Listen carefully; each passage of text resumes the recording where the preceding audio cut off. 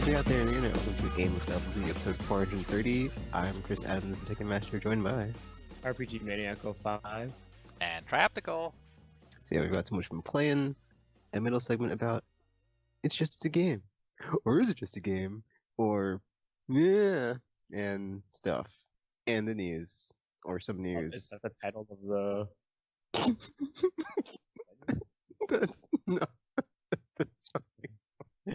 I mean, the title was like originally why so serious. It's just a game or whatever. But I mean, there was never like really like an official title. It's just more of an idea. Because I saw this video online. It was like, it's just a game, and it's like a whole thing about maybe some people take it too seriously, and it's like yeah, maybe they do. Why so serious? Yeah, Joker. Yeah, Dark Knight. I mean, But- in their defense, Joker was murdering people, so I mean, I would be pretty serious too. So yeah, what you been playing? So I've been playing. Wow, I almost blanked. Ew, you play World of Warcraft? Ew. What? Oh, you said wow. I said no. Okay, so still playing Division 2. I got to okay, it's really weird when you finish that game, like the campaign, because like it doesn't end. It's like it goes into this thing where like the map gets invaded by like a new enemy faction, the Black Tusk, whatever, and then like you have like these world tiers, and you basically just do. It's interesting actually, kind of, because I kind of feel like it's really interesting, just because like it's like a baked in Taken King in the game, because it's like you've done everything, and then a new faction comes in, and it's like, oh, we'll do the mission again, and it's like now with that faction, so essentially you play the old missions with that new faction, and it's different. And then once you've played through it and done like the Stronghold again, which is essentially a mission that opens up after you've beaten the order enemy factions, like all their missions, like you get like one final mission for them, which is a Stronghold, and you defeat them, and you've got the hyenas, the Third Sons, and the outcasts. So after you've done all of them, like you get their strongholds. The stronghold missions are actually pretty cool. So they're like pretty. I mean, I guess they're like the best versions of like the missions because they're just like set pieces of just like landmarks. So you've got like an arena at one of the stadiums. You've got where's the other one at? There's one at the stadium. There's one I don't remember actually. I think there are two at the stadium because like one's like an island, Roosevelt something island or something, whatever. I don't live in DC, so I don't know, some island over there. One's in the stadium, and then one's at the Capitol, which is pretty cool to have like a shootout on the Senate floor. I thought that was great.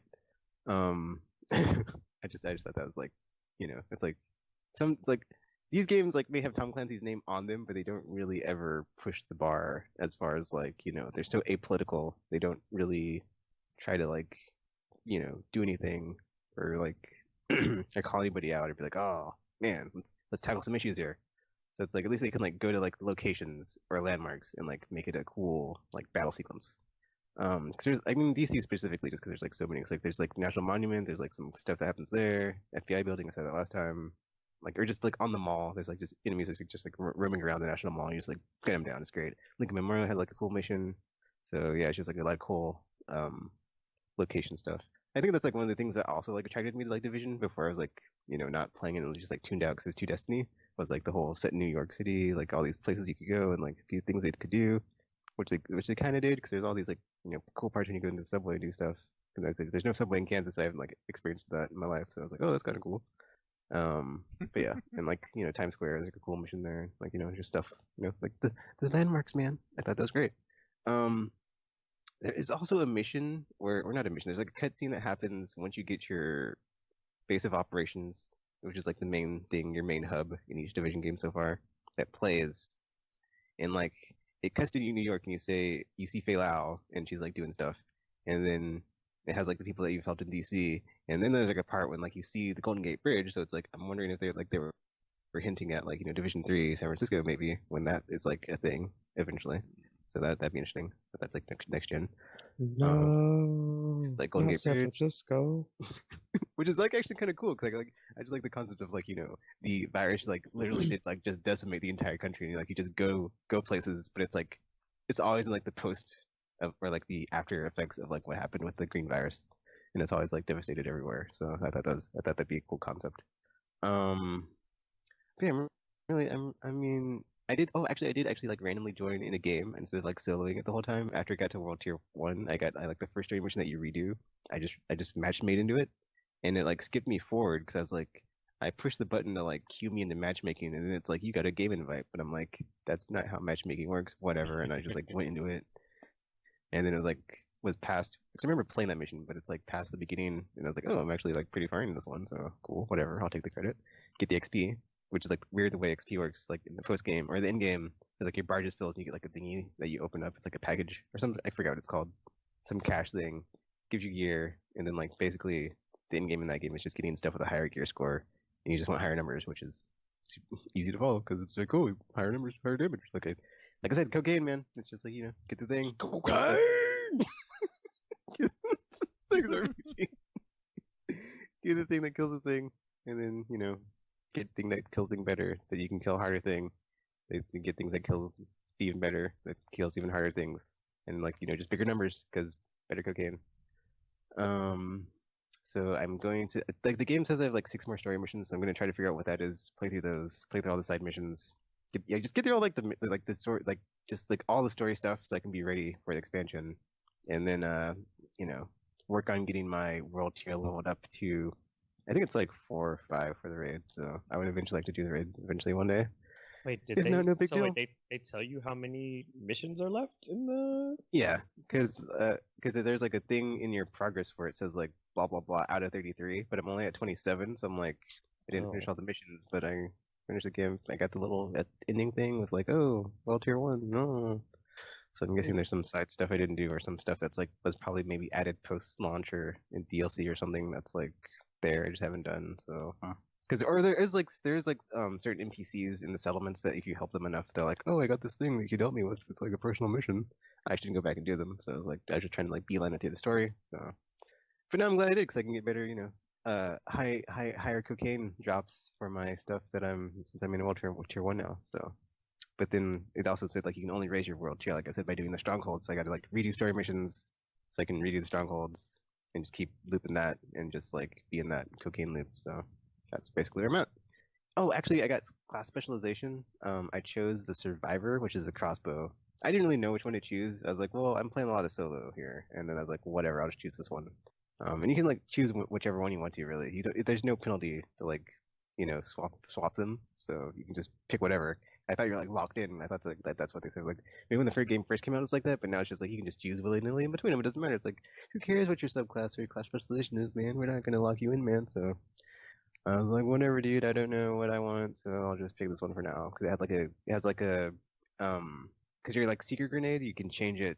You get you're in that class specifically. You get one that follows you around and heals you. So I was like, oh, that'd be nice for solo play, even though I haven't really needed to.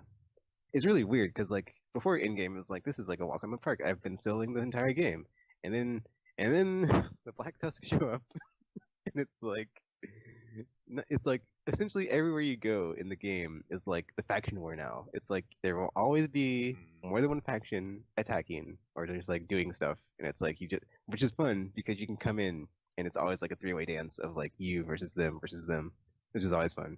But there were some moments in like the open world when I was doing objective stuff where it's like the enemies would aggro outside of like whatever I was doing. So I'd be doing like some side activity like a propaganda speaker or just save the hostages or whatever or save the people from public execution, and it's like I'm shooting and attacking the enemies in that specific thing, but then I'm in an area with other enemies of that faction and they'll like come in and help their friends, and it's like, dude, that no, like I mean, I do actually like enjoy that. I feel like it's like good immersion gameplay, but it's like when you're soloing, it's not a fun time because it's like the odds just got even less in my favor. So it went from always outnumbered, never outgunned to even more outnumbered, but now I am, but yes, now I am outgunned because that's too much and whatever. But it was pretty much smooth sailing through the entire thing because I only died like twice. And I was like, that's not bad. Black Tusk though was pretty yeah, like I said, Taken King. Like when the Taken King came, they're like even better, beefier versions. The Black Tusks are pretty formidable opponents. They have like tech and drones and a bunch of armored units. So it is actually pretty fun and enjoyable now because it's like oh, you thought this was the game? Well, I'm going Super Saiyan. Now try to have fun with that Tekken. So I'll probably just like Monster Hunter it and just like matchmake now into like everything since the game's $3 and a bunch of people are playing it, so I should hopefully have no issues. Oh, also it's cool because like the team I joined, there was like so like when you're at I can't remember what level you're at, but like when you get to like World Tier 1, but like the people I joined were like way higher level. And so they just like mowed through everything. It was great. It was like a cakewalk. It was so great. So I was like, maybe there's a bunch of like high level players that just like play casually and just like do whatever. So I was like, I'm totally going to exploit that and just let them carry me to victory. That's the kind of stuff I do when I play like when I go back and play like Dark Souls or Bloodborne and stuff like that. It's like I just go to like low level areas and just like put down my sign and then just help people like kind of just mow through everything. So it's like you don't have to do much. Just watch me kill things. Because like maybe they're just trying to get their class specialization leveled up too. Because when you get your class specialization, you start at 0, so you have to like re-level it up by getting XP to get skill points and put points into it. So there's that too. Like you do have to like regrind things after you've unlocked everything in the base. Because I did end up unlocking a ton of stuff, just getting all the settlement stuff done and all the safe houses. And because the only thing I didn't do was like get all the shade tech caches and do side missions, but I did do most of the projects. I did like all but 2 of them. So I did enjoy all the side stuff in that game. It's really weird because it's just like a giant open world game that's also co-op. But then it's so weird. It's like weird. It's so weird. It's like so many things. It's like a hybridization of like so many things.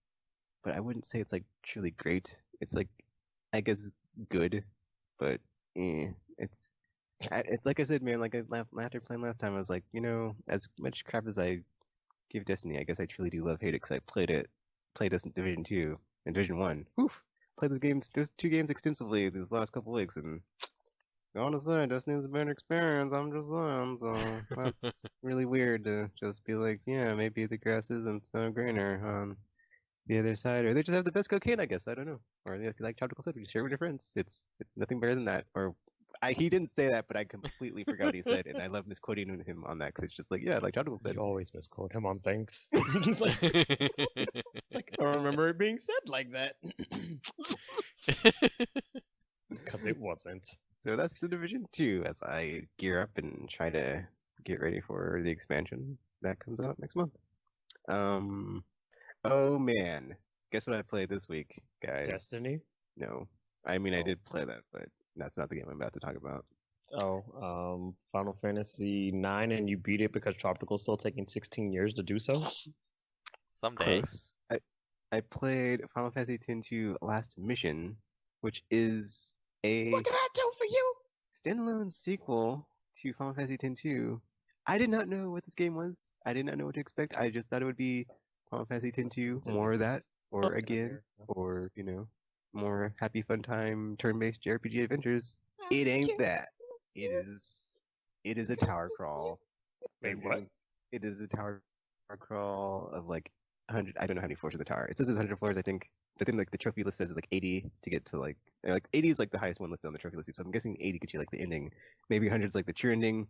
But it's effing weird, dude. Because it's like it is not what I was expecting. Because basically when you start the game, you choose Junior, Riku, or Pain, and it's like, okay, why am I choosing? And it's like, oh, you can only be one character.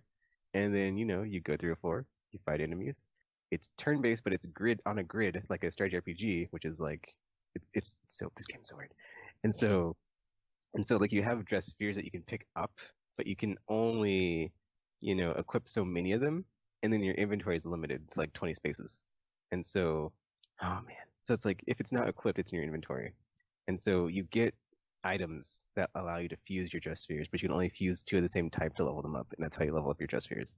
And then you yourself, how you level up is basically the same way of like any JRPG, just like killing stuff and getting XP. But then you can also get these items, and like a lot of the items in the games are scrolls that you read and they give you skills.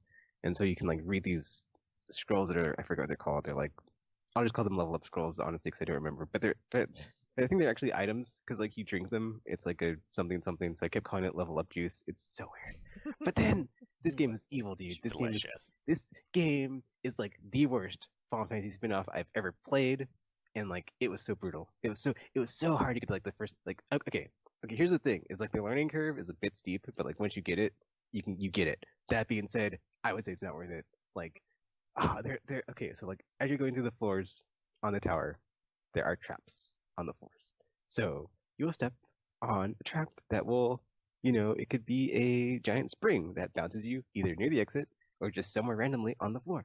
And so as you move, if you've cleared the floor of monsters, they will respawn in. They don't just stay dead.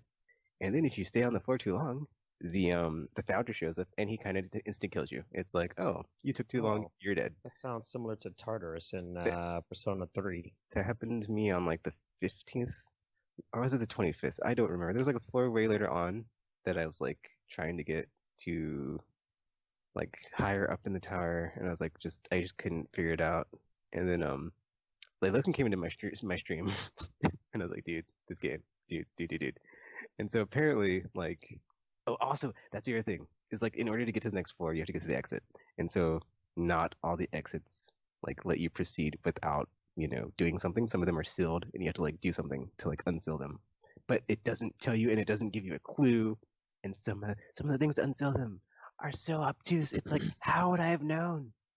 How would I have known if I didn't look this up or Logan didn't tell me in the chat? Oh, you have to drop two items out of your inventory. I would have never figured that out. It's like this game is just, it's just, man, I can see why it never came to the US before because it's not a fun time. It's not a fun time. And then you can only save every 5 floors. And then if you die, oh my gosh, the save system is so terrible.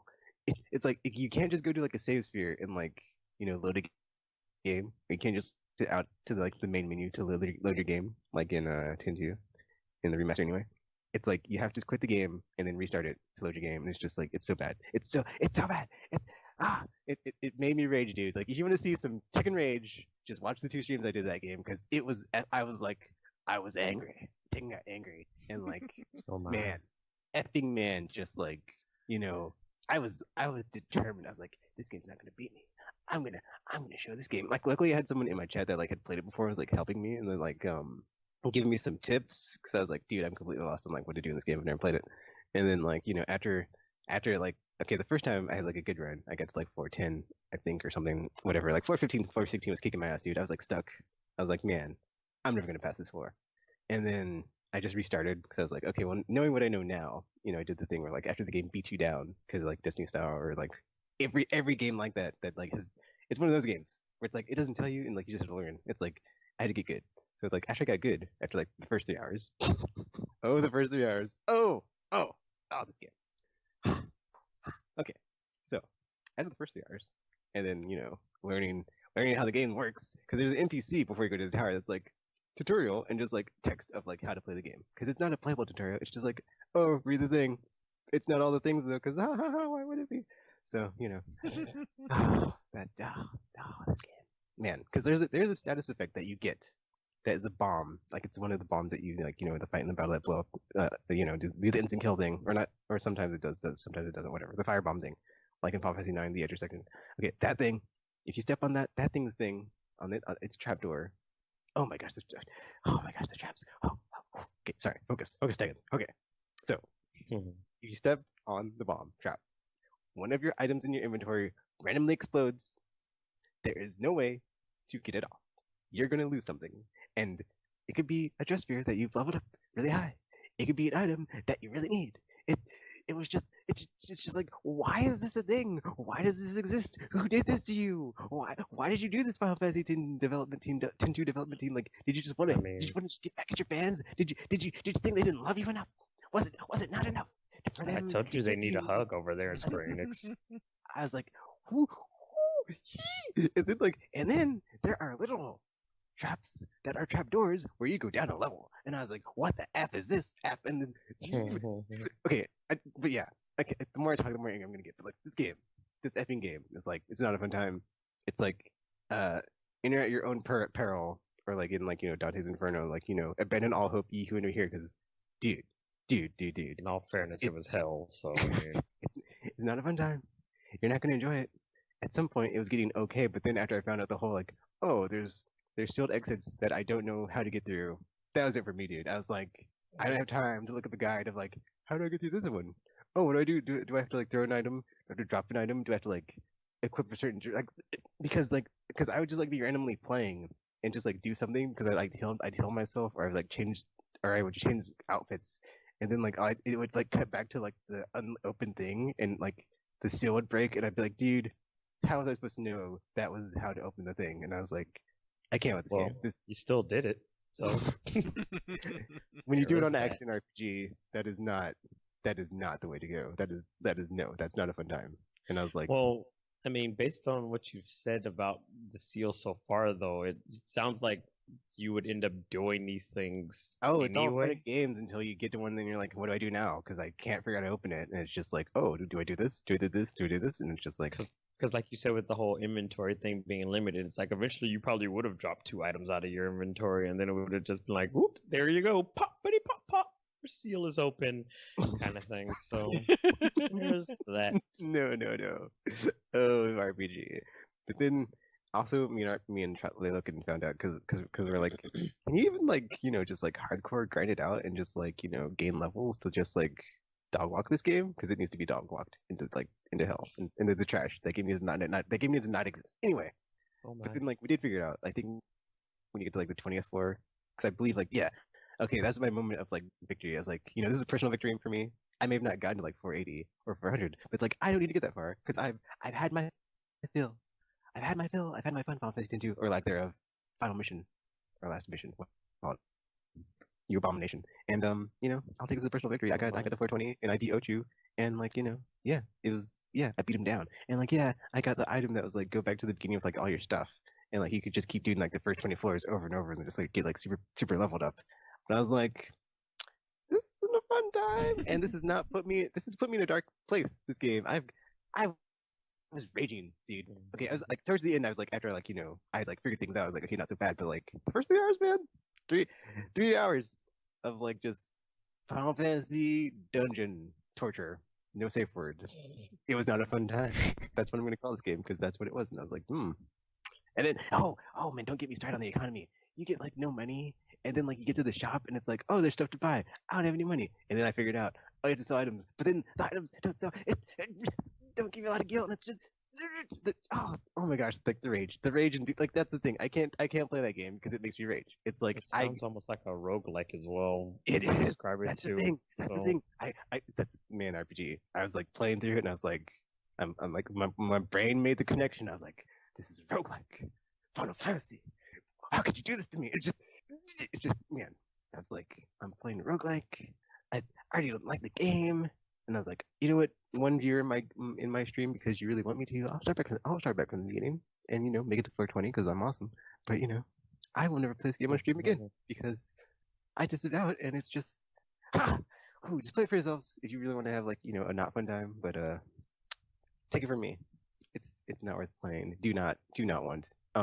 Also the setup is like really just like excuse plot. It's like 3 months later, Yuna is at like the Blitzball Stadium. And she's like, oh man, I got this invitation. It's like meet me at this seat in this spot. And it's like Rika's there. She's like, oh, I got this too. And then Pain's like, oh, me three. And it's like, oh, hey girls, hey, oh. And then like they have this whole like thing of like, oh, what's been going on? And then it's like they get back to the airship and it's like, oh, brothers, blah blah, and Shinra, blah blah. And then you get to the 10th floor and it's like cutscene about the story. It's like, oh, Sid got this casino, blah blah. It's like Kimari, something, whatever. Nothing super serious, I mean, it is like nice to see like the further epilogue of like stuff's happening, but it's like at the end of the day, I don't need fan service. Not super serious, fun stuff happening in Spirit that's like noteworthy or whatever. Totally skippable. So it's like, yeah, TNT last mission. It's like, in my brain, I'm like, if I really wanted to, I probably could play this game. It's like, I play that game and but then my brain is also like, what it does to me is like, it's not worth it. Take it, let it go. It's like, yeah, you're right. Voices in my head. That is frontal lobe. You're right. Because games like these, we don't play games like these. They do things to us. They make us rage, and it's not as fun. Wait, have you ever played any of the Persona games? I think I have because I tried to get into them and I couldn't. And I was like, not for me. So yes, because a lot of their explorations are dungeon crawlery like this one, especially 3, because Tartarus is basically set up the same way with the hundreds of floors type of thing, and only being able to save at a certain point and all that stuff. So man, it was so brutal, dude. Like some of the items, it's like it doesn't say what it does. It's like like you have antidote. It's like it cures poison. It had like a weird thing where it's like poisonous touch, or it the way the description was for the item. I didn't know what it was, and I used the item and I poisoned myself, and I was like, why are there items that give you a status effect? And I was like, who did this to you, Square Enix? that is great. Why? It's like it was the like most bizarro like evil game design in a Final Fantasy game I've ever played. I was going through floors. I was getting trampolined in the places. I was having enemies respawn on me. No. I was like, I'm never playing this game ever again after the stream. And just getting to 420. That's all I need to do. That's like personal victory. It's like how many people can say they played Final Fantasy 10 to the last mission to the 20th floor? I can say I do that, but it's not worth it, man. It's not worth it. It's not worth the climb to the top. I'll just watch a YouTube video or something because F that game in the B, even more than Destiny. So yeah, obviously to last mission, go for yourself. Besides those 2 games, I also played Monster Hunter World. Did the weekly bounties for the week. Fun times, getting ready, or not ready because I'm already ready, but like just waiting for the Super Punch monster and giant, or even more crazy Rajang. So, yeah, like I already said, like why would they make harder words the first one? Like who wants even more? A worser Rajang? Did you want Well, that? he does exist in the games that he's introduced in, which is why I'm not a fan of him to begin with. But it's just like, ugh.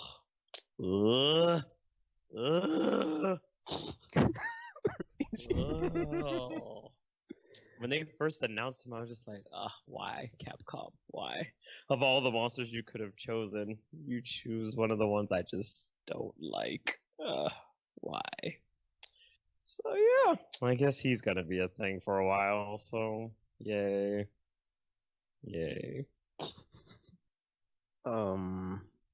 Last game I played, Destiny 2. So Iron Banner, it was like a week or 2 ago or whatever. I played that, got all that crap on my Warlock and Hunter. But also I'm on my personal spirit quest to get to level 100 season pass, which is going pretty good because after the announcement of Trials, I was like, you know what? At least that first week, I think I'm gonna be back in because since I have like no life and nothing going on, I can just crack out and take all the cocaine and not overdose, hopefully. Okay.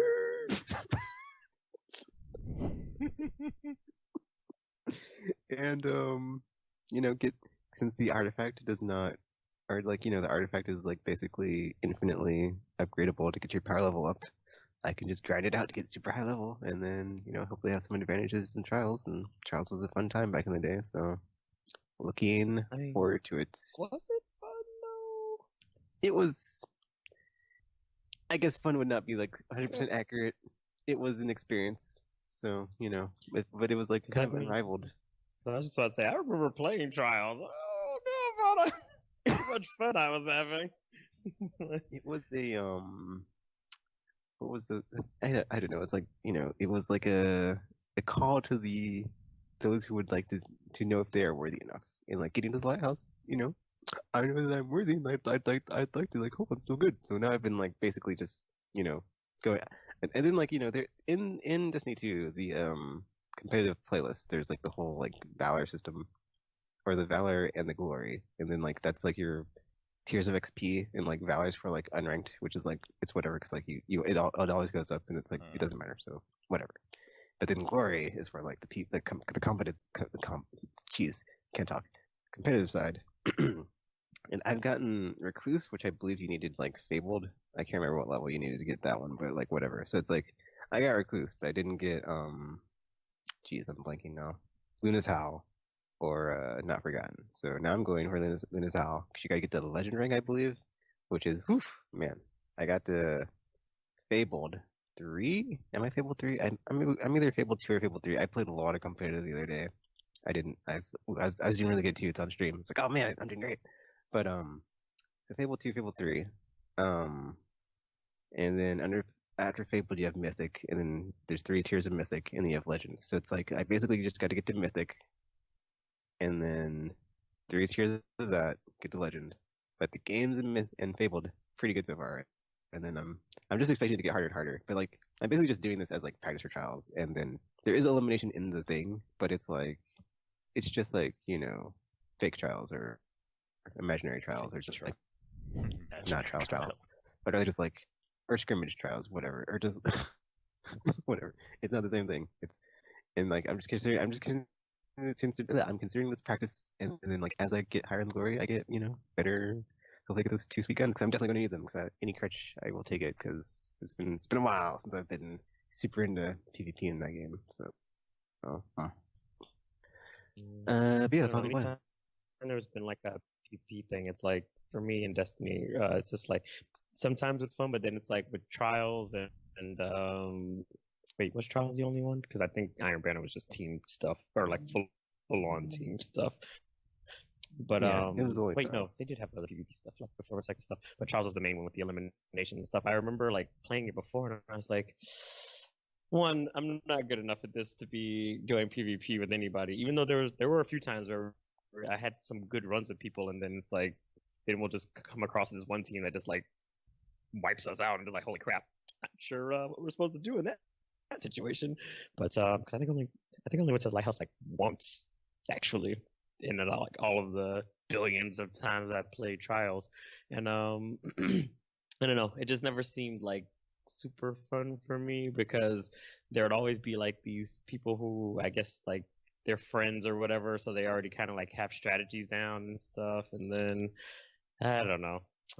Sometimes people cheat, and it's just not fun. It's not fun. So I was just like, whatever, man, whatever. I don't really need this Trials gear, so it's fine. But it would have been nice to have a full set of it. But yeah.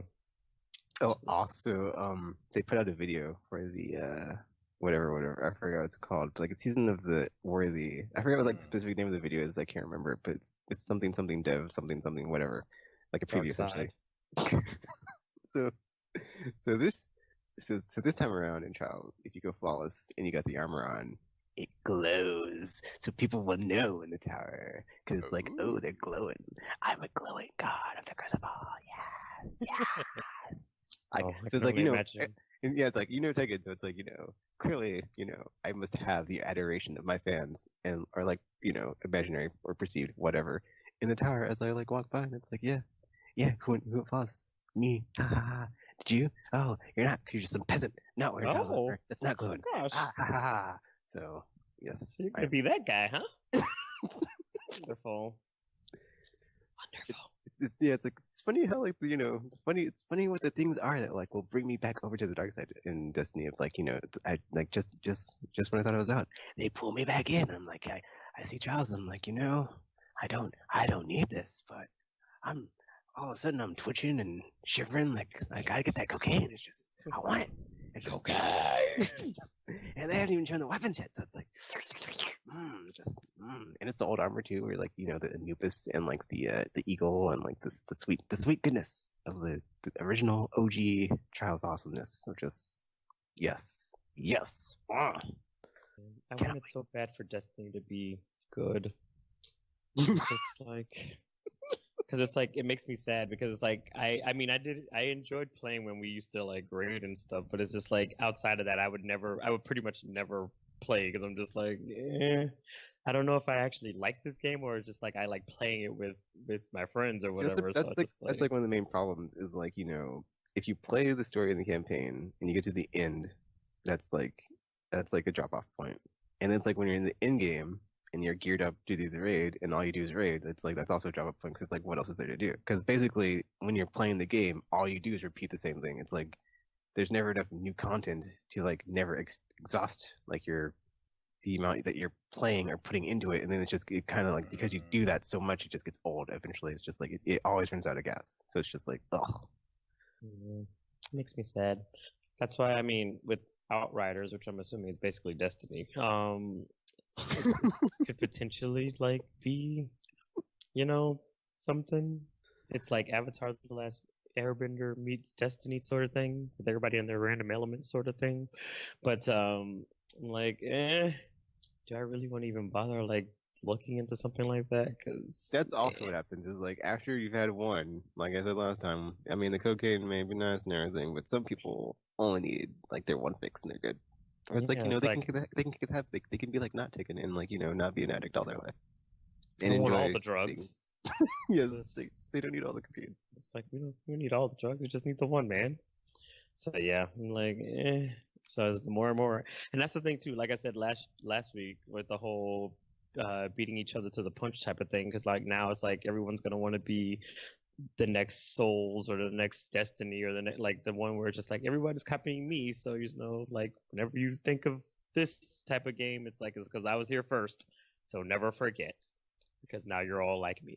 So it's like, well, why would I go through the other thing? So yeah, just waiting for it to happen. So ugh, ugh,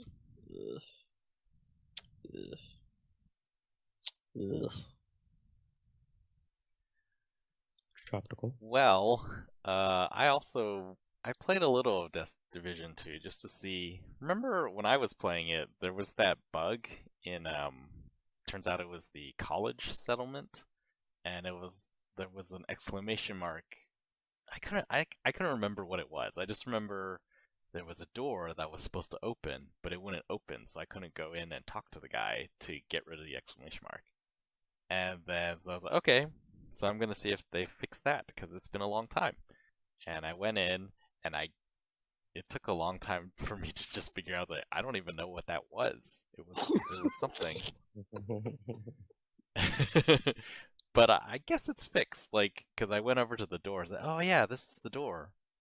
And now there's a guy outside, and he has a table and everything set up. So I guess he came out, and he's ready now. So, yay! Progress completed, or whatever. What I was did not whatever I working. was supposed to do. But yeah, there's so much stuff in that game. And I had the I forget what the special editions were called, but I had the year one pass too, and I haven't played any of that stuff. So I guess at some point I will get there as well. No, mostly. So this week, I got that Battlefront 2 trophy, where I had to kill 25 hero ships using a fighter ship. And now that I've done it, I guess I would say it's not that hard. It sounds hard, and you think it's going to be hard, but it's actually more of a grinding trophy rather than a skill trophy. No. Because I think at the beginning, when I started, I hadn't really played a lot of Fighter Assault. And so my fighter class had just a really low level in everything. And yeah, like last week I talked about that one game where I got like 7 or 8 different hero ships in one game. I remembered that was like right at the cusp where I hit level, I want to say 35, was it, for the fighter ship. And then at that point I was able to upgrade all of my cards from like the 3rd level rarity to the highest rarity. And I'm guessing it probably just helped a lot, because after that, the last 5 or 6 hero ships they were they were either easy because everything was leveled up, or because like the last one, I feel like this guy, I think he let me get the kill. He was not trying to get out of my way or dodge really. He was just sort of flying quickly in one direction, and so I just like flew It's straight like, behind. oh no, someone's going to kill me. Just like pumped lots of shots into his back, and then it took a long time, but eventually it exploded. It's like, yay, that's 25, and I got it. He's probably just going around letting people kill him so they can get their stuff. He's just Maybe. like, I know there's people who need this. Taking one for the team. It was a weird situation too, because it was just me. Like there was no one else trying to get this guy. So Falcon is flying away from me, and I'm flying after it. And yeah, it's just like, he's not. This person has given up. Like they don't think they can get away. Or Yeah, he maybe they're doing this just on didn't care. purpose. Yeah. He's like, oh no, don't kill me, sir. No, no, you got me. Well, if that was the You. case, thank you. Although, yeah, as I'm saying now. So yeah, my tips are like a lot of people. The tips that they give are sort of really situational, which made I think the trophy sound harder than it was. They were saying things like, "Oh, you gotta wait and make sure that the other guy is using one of the small ships, because if they're using the Falcon or one of these other like large ships, they're really sponges, and you gotta it's all luck. Like how many people are chasing, how many people are shooting at the same time." And I found it to be the opposite. It was like the small ships are small, so they're harder to hit. And then yeah, occasionally you get lucky. They do something stupid, and they're unable to dodge your missile or whatever. But it really was like the big ships I felt were a lot easier to get. And then yeah, then the other thing is just like don't worry about it in the beginning. Like just keep playing and grind up your fighter ship, and eventually it's going to be good enough that you're going to run into some less skilled players, perhaps flying in hero ships for the first time, maybe because there's not a lot of chances to get them, and you can be the one to ruin their day. It's like, oh, it's huh. Yeah, so that is done. I just have the Also, I was wrong about the hero one. The hero one is you got to get 500 kills as a hero. And that's hard in like regular game modes because usually, well, at least for me, I'm usually not the person getting the most kills or like getting the most points really quickly. So, out of 40 people in the game, you got to be faster than 20 of them in order to play as a hero. And if you're not, then sometimes you don't get a chance to be a hero. But yeah, if I could figure that out, then I could be a hero in regular game modes, and then you can really wreck guys, because the heroes are very powerful against regular troopers. But if you can't do that, then yeah, it's still like the hero versus villains mode, because everyone gets to be a hero, and it's just easier for me. And then level 50, and I will have completed that one. Very rare for me. Then okay, so I got more stories about bumbling through JRPGs. This one is really bad. So I think I talked about it last week. Last week, Ni no Kuni, I was like getting these 3 things I have to collect, and I was in this ice area. And I guess, maybe because of the setting of the earlier areas, or how I'd been playing or whatever, like all of my Pokemon are like susceptible to the types of magic or elemental attacks that they have in this area. And so I had to like switch out my entire party to guys that were either not susceptible or just neutral. I had like one that was strong against, and everyone else was just neutral. Like, okay, whatever, this has got to work. But then the problem was, like, their attacks were all super weak. We would do like 1 HP per attack, and even their like skills, ability attacks were really low damage. I was like, what is going on here? It's like, well, I guess I haven't really used them, so I guess I need to grind them up some. If I go back areas to grind them, then it'll be slower. Or I'm not really sure if it'll be slower, because here I get more XP, but then every battle takes a lot longer, and it takes a lot more out of us. Eventually, like, I guess I just decided to stay in the area and just like grind. And so I was grinding a long time. I would do like 1 or 2 battles and learning from last time's mistakes. I wasn't using the inn to heal up. I had found one of those save points to heal up, so it was a lot cheaper. And then I finally found one of my Pokemon that had like these pretty powerful fire attacks. I was like, oh yes, finally, fire attacks. And he's not susceptible to, I guess they just classify ice under water. So he's not susceptible to water, but he has fire attacks, so this is really speeding up the battles, but it's still taking like a long time, and I can still really only do like 1 or 2 battles before I run out of MP and I gotta go restore.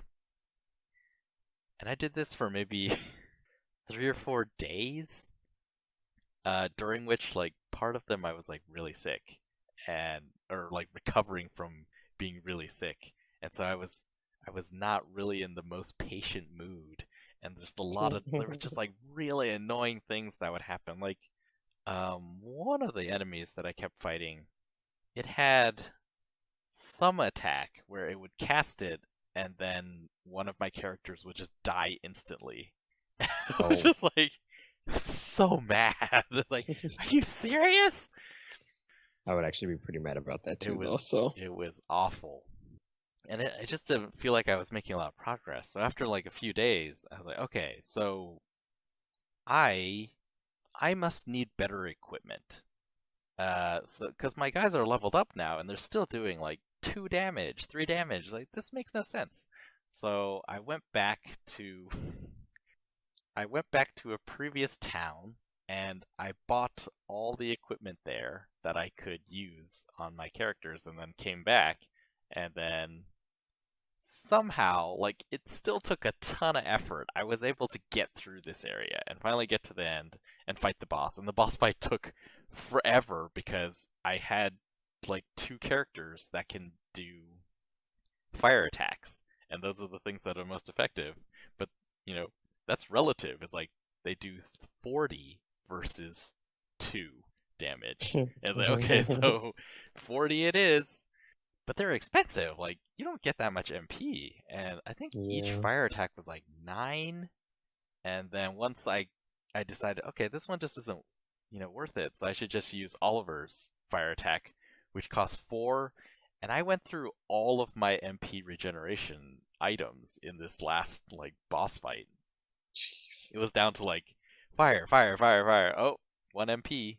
Drink a coffee. 10 MP. Okay, so I can throw 2 fireballs, and then I need to drink another coffee, and then I can occasionally have 3 fireballs off of 1 coffee because of the remainders. I was just like, this is ridiculous. This is taking forever.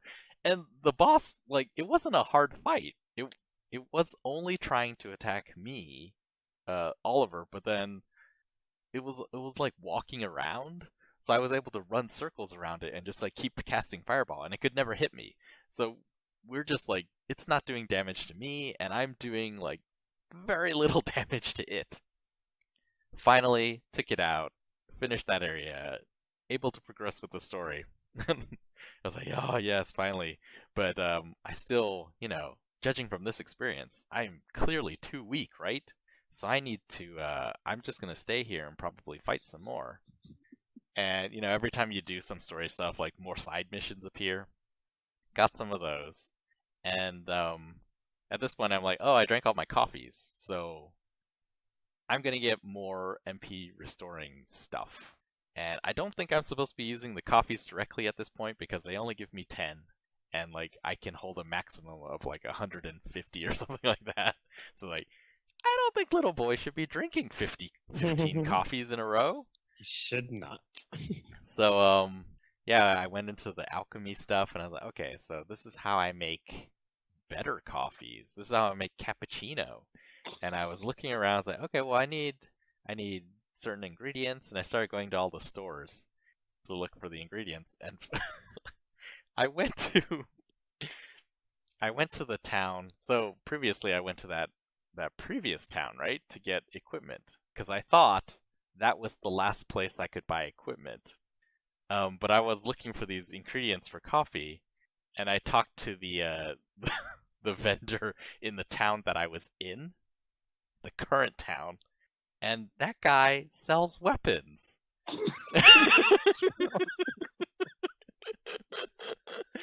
I was like, you gotta be kidding me. And they're just like all better than everything I had. At every turn. At every turn, guys. Every turn. It's not fair. Like every other town, the guy who sells weapons is the Raven, and he has like the swords crossed icon on the screen. And this town, like when I looked at the map, it's like, oh, there's just a general store. So I guess like the last place to get weapons was that previous place, and now I'm just supposed to make my own with the alchemy stuff. And I was just like, I have no idea how to make anything better. I'm just gonna like power through it, and I kind of did. But I guess I didn't have to because the general store here has swords and spears and stuff. Like, there's a general store. Why would I check the inventory? Whatever. Because like, so what had happened before this? Like somehow I had ended up with a lot of items, which previously I'd complained about. Like, man, phoenix feathers and all that, they're so expensive. And then at this point, for some reason, like I had 10 of them, and I had like all this coffee and special beyond coffee and like all these different potions and stuff. It's like, I think I'm set. I don't need to check any of these.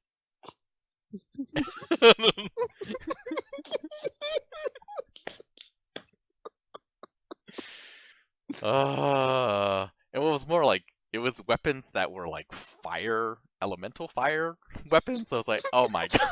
Like,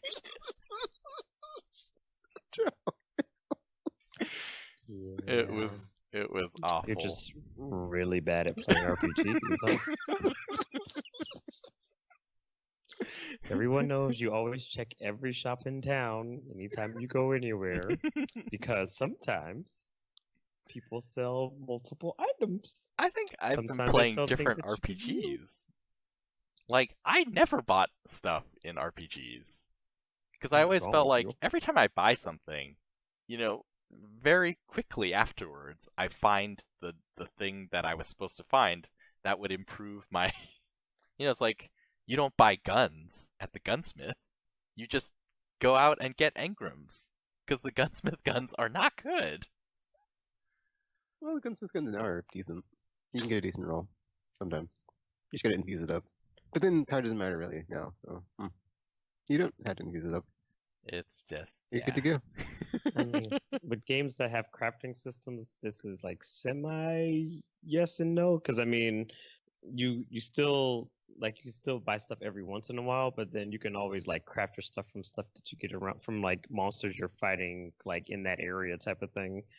But I mean, you still should be checking stuff regularly. Like that's just common sense.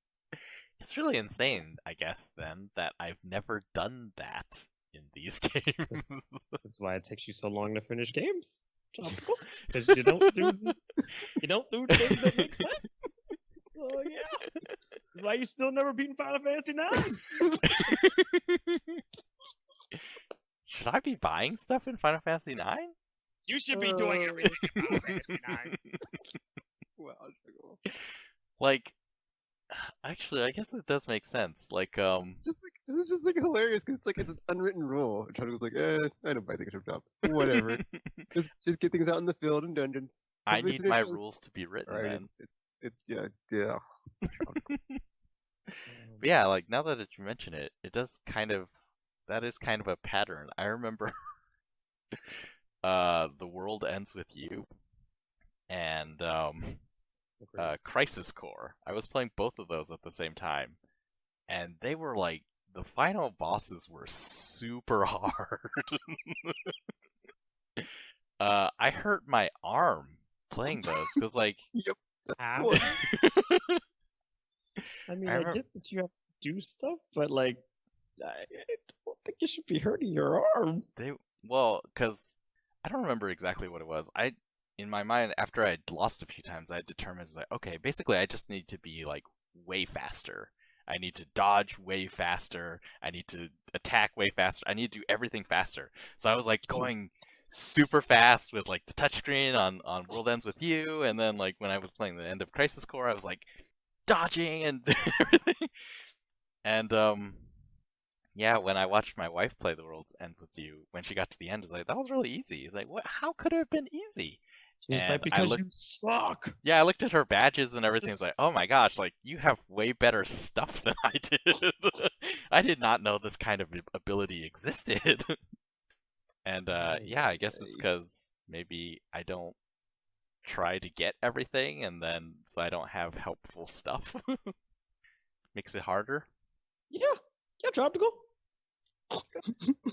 And how that works. I mean, unless you're going for some kind of like self-imposed challenge, there's like no reason for you to do that nonsense. Are you mad at yourself, Tropical? That what this is? I'm not. Well, I guess that also reminds me of another thing. So there was I think it was like Gran Turismo 3. I have this memory in college of watching a friend play it, and he was just like zooming down the straightaways and then basically botching every single turn.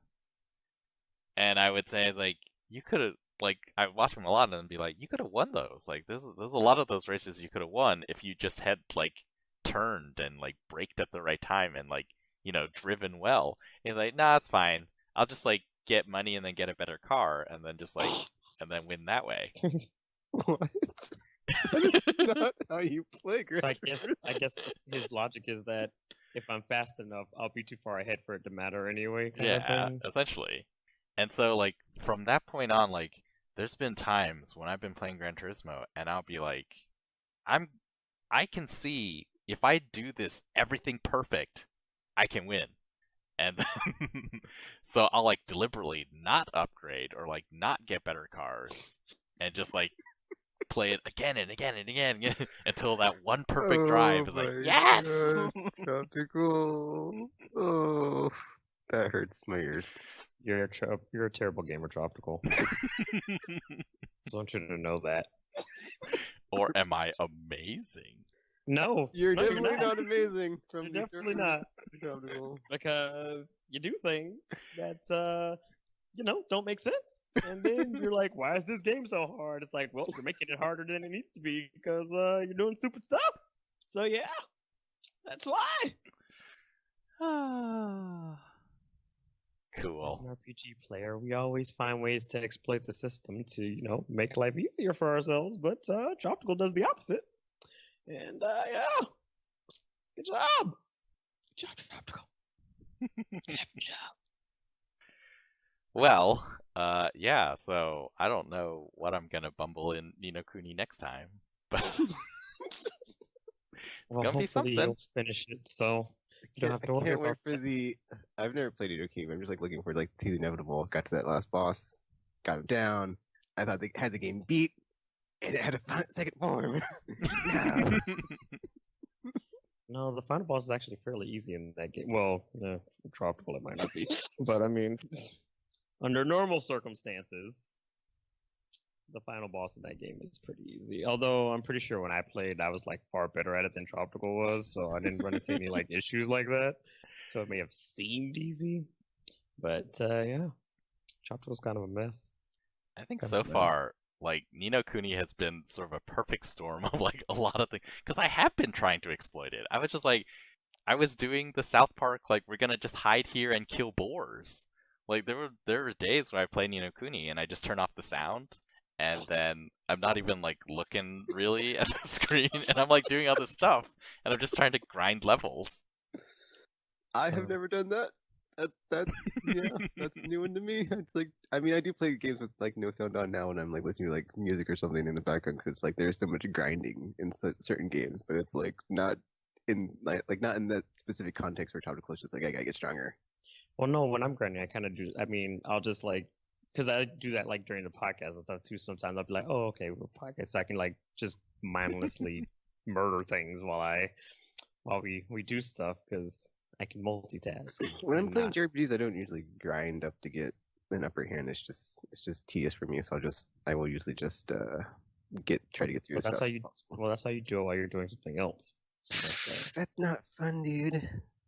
Because then it's like, oh, you can. Because I mean, same thing for like farming materials. If you're like crafting things, so you don't have to be like, oh yeah, I'm I'm not like super focused, like, because like even like right now I'm playing like Monster Hunter World and just like randomly farming monsters that I need like small parts from because I'm like I can do that while I podcast and I have to really be focused, so it's like it's fine. And then because I don't suck like all these other people who I'm joining, it's like I'm good. I cannot get murdered while they're all dying and struggling, and it's like this is fine. It's fine. So yeah. So, wait, which console was Kuni on again? A PS3, right? Yeah. Part of me wants to like load up my save and see what I have for mine compared to Tropicals. Just like this guy, man. There were times when I thought I was doing well, and then there have been times where it's like I thought I was doing the cheese way, but then it was like, oh, it was not. Like, what could be cheesier than playing it mindlessly? If I just grind up all my levels, and then, Well, I don't use even them have to more. worry about the elements or anything. I'm just like, whatever. I'm just gonna, power Well, through with raw numbers. Using your abilities effectively is the easier way. Instead of trying to power through it. So I was like, don't. Well, yeah, I did not anticipate that. I mean, Wait, is that how all RPGs are? yes, Tropical. Like, I don't understand. I mean, you've played Monster Hunter, correct? They have the whole elemental system and everything in place because those things do more damage to things. Or something's more susceptible to an ailment or something, because it's like, it's supposed to make it easier for you to do what you're doing. Also, Final Fantasy 10 and 10 2, which I've just played through. It's like, fire, ice, water, lightning. Boom, there you go. Opposites Final and Fantasy in general. yeah, that too. But Their yeah. elemental affinities and stuff. Yeah. So yeah, you could Also never, Pokemon, never grass type, fire play- type, water type, yada type, ghost type, dragon type. Yeah. you could play any of the Persona games, Tropical, you'd be in Sec- trouble. You'd be in like super Yeah. trouble. Because like the whole Shin Megami Tensei series is kind of built upon like taking advantage of stuff like that. So you would, you would be doomed. I don't know. I feel like I've played through like the RPGs that I have finished. I don't remember having to really think about it. And maybe it was just simpler. Like the Ni no Kuni one seems quite involved, and there's like a lot of aspects. And then it's not very clear sometimes. Like it sort of feels like, well, I could have used that one, but since that one is so low level and this one seems to be higher level, then even though this one should be weak to that element, it seemed to work out just fine. Ha. I'm sorry. Very strange. I'm sorry. Anyways, so I've been feeling like, oh, I've been accomplishing stuff in games, which is, I don't do that a lot. But occasionally I do sort of get bored, I guess, and I was like, oh, I want to play something else. And so this week I was playing Injustice 2, which I guess I basically didn't play any of at all except for the story mode. So I played through the story mode, and that was it. Because when I went to look at my progress, it was like, oh, there's actually there's like branching parts in the story that you can play that have different. I guess only one of them has a different outcome. But yeah, there's like a lot more to that game than I remembered because I hadn't played any of it. So I've been playing through that. There's a mode in there they call the multiverse, and it's just sort of their weekly, ever refreshing type mode where there's always new stuff and new challenges to play, and then you get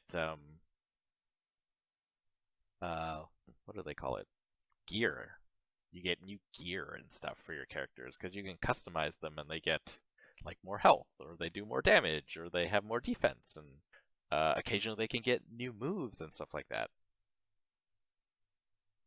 Yeah, it's a lot more like Mortal Kombat, reward structure wise than I remembered, and it's pretty cool.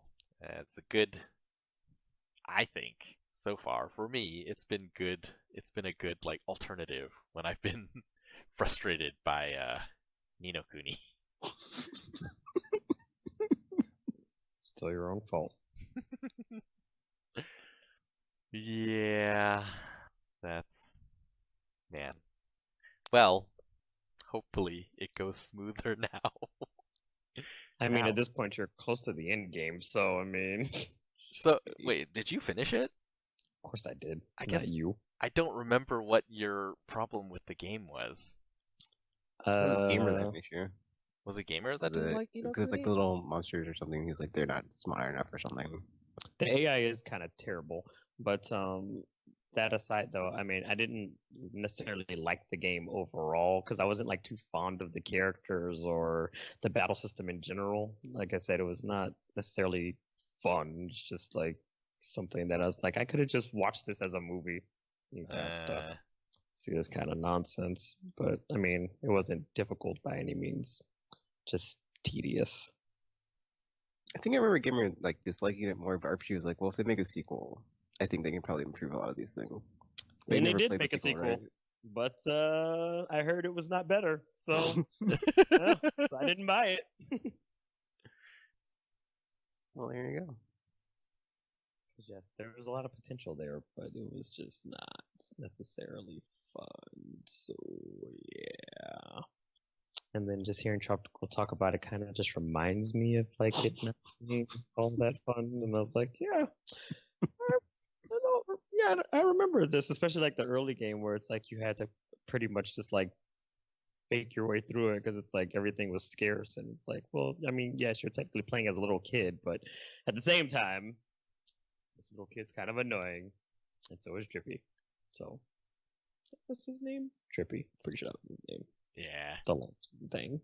So, yeah. It was Ni no Kuni sort of like old school RPG style when it came out? How long ago did this game come out? Because I don't. I mean, I guess It was not.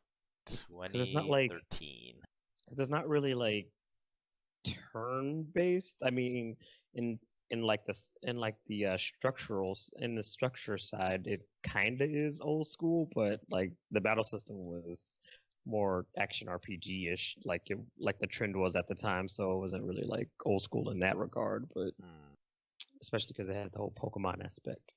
So there's that. Actually, did that come out the same time that Final Fantasy 13 2 did? Around that time? Because that also had a Pokemon style battle system type of thing. Although I like 13's battle system, so there's that. But yeah. I don't know. I don't know, man. I don't know. I didn't play the sequel. I apparently have it. I saw it on my Of course you shelf. Of course you do. I was like, when did I buy this? Now, mind you, you hadn't even played the first one, but you're like, I guess I should buy this, because why not? And he did buy it, said the narrator. He did. So, good job on that, Tropical. Good job on that. Yeah, so that is what I've been playing. Wonderful. So, I've been playing Monster Hunter World. As I mentioned, it's mostly just doing some light farming for different materials that I semi needed.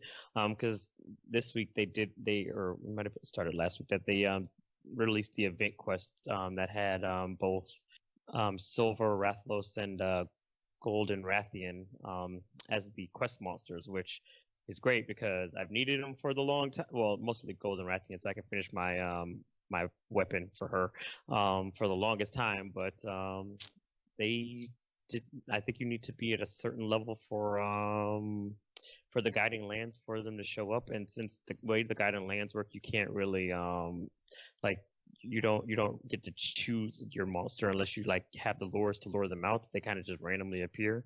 So it's just like I have to keep waiting. I'm just like, am I ever gonna join anybody's You can search it in the Yeah, but most of the time it's always like, oh, not found, not found, not found, not found. yeah. Like that's why. Because that's why I was running into the issue where I needed I think tempered hide for something for a different monster, for the Palamama Lama Lama Nightshade one guy, the Nightshade one. But because I didn't have any lures for it, I just had to. It's one of those things where you kind of just have to randomly hope it shows up or find somebody's game who is hunting it, which I did actually find today. They were like specifically hunting that monster. I was like, well, this is perfect. So I like quickly joined so I can like get my parts. And I was like, well, I'm out, guys. So yeah, that was great because I was like, that's oddly convenient, and I actually didn't even have to search for it at that point. Wait, time out. Did you not get any like investigations of the monster for like when you did actually hunt it and stuff? No, like it didn't. That's what I'm saying. Like it didn't pop. Like anytime I would get like any type of lures or anything, it was for the regular version of the Palo Lama Lama Lama. Well, I don't mean in like the like guiding lands. I mean just like in general, like any investigations for it. Well, no, because the item you need only comes from the one in the guiding lands. Because you need yeah. Okay, you mean the material? Okay, yeah. The mastering Okay. material. Yeah, and Yeah. I needed that specific material. So the problem is since you can't Yes, that problem. get it to spawn, it's just like, well, I either just stand in the guiding lands and hope it eventually shows up, or try to hope somebody is hunting it. I mean, I only had searched once, but I was just like, okay, I'm not gonna spend 20 hours trying to find this stupid thing, so F it. So I just kind of like did so like I said, I just did the gold Rathian and silver Rathlos stuff because I was like, okay, at least I don't have to worry about the guiding lands thing for them now because it's like they have them as the quest monsters, so it's like I can pretty much do it without having to worry if it's gonna show up or not or whatever, which is great because then it's like I don't have to go through the work of bothering it because that's the same thing. That's how I ended up getting like the Yin Garuga materials because it happened to be one of the event monsters, and I think I had never gone to the guiding lands at that point, so I wouldn't even have gotten it to spawn. So because I only just recently got it to spawn as part of the story. I think last week actually, because like I said, I had finally got my master rank up. So I had just recently gotten it to spawn. I mean, I already have like the materials for it now because again, it's been like the event quest monster for a few times and stuff now anyway, so I didn't have to worry about it. But it kind of made things easier because it's like, okay, I don't have to wait for the stupid thing to show up or wait until I like reach the right level to do it, which was one of the things that's kind of annoying because I'm not like as I mentioned before, I'm not like a huge fan of grinding. I only do it when I can just do it mindlessly, like I said, when I'm like doing something else and I could just kind of like tune out and just be doing stuff, and then just like by the time I'm done, I'm like, oh yeah, I have everything I need now. So it's like because I really don't like grinding in RPGs. It is one of my unless there's like a way it's like super fun or something, which I mean it rarely is unless the battle system is like super fun, then it's like I'm always gonna not like grinding. But it's one of those things where with Monster Hunter, like because the guiding lands drops like that one material per monster now for the master rank materials that you kind of have to go get them, but they only show up in certain levels of the guiding land, so it's like I can't get what I need, so it is kind of annoying in that sense. But thankfully, when I was searching for guiding lands to join today, one just happened to just have it like in the little thing. It's like hunting Palamama Nightshade Pamalama. And I was like, what a coincidence! I need his parts. So I was like, I joined like immediately after I saw it. I was like, oh my gosh, what are the odds of this happening? Because I didn't even like search for the target monster. It just happened to show up in the list of things I was searching. It's like, oh, thank goodness. So I did it. It's like now I don't have to worry about it like populating, so it's good, which is why I don't like the guided lands because it makes gathering no, it's such a pain in the butt. It makes gathering, but you can just stay there and hunt forever RPG. Yeah, I don't want to do that because I don't like all of the monsters, so it's wow. So now it's like if one of the monsters I don't like shows up, and I'm like, ugh, now we're stuck here until you either leave or we kill you, and I'm just like, ugh, ugh, Yeah, for me, it's a fight forever Valhalla situation. It's like, why would you ever leave? It's like you just stay there and fight monsters. It's great. Yeah, no, I mean, it would be fun otherwise if it was always the monsters I like showing up, but it's not always the monsters I like showing up. So it's like, eh. And then when like the random Elder Dragon appears, it's like, an Elder Dragon. And now, then you get the good stuff. It's like, yeah. Or it's like your area's max, so it's tempered. It's like, yeah, let's do this, guys. Yeah, let's kill this thing. Oh, is that how the tempered stuff shows up? Ah, Mm-hmm. wonderful.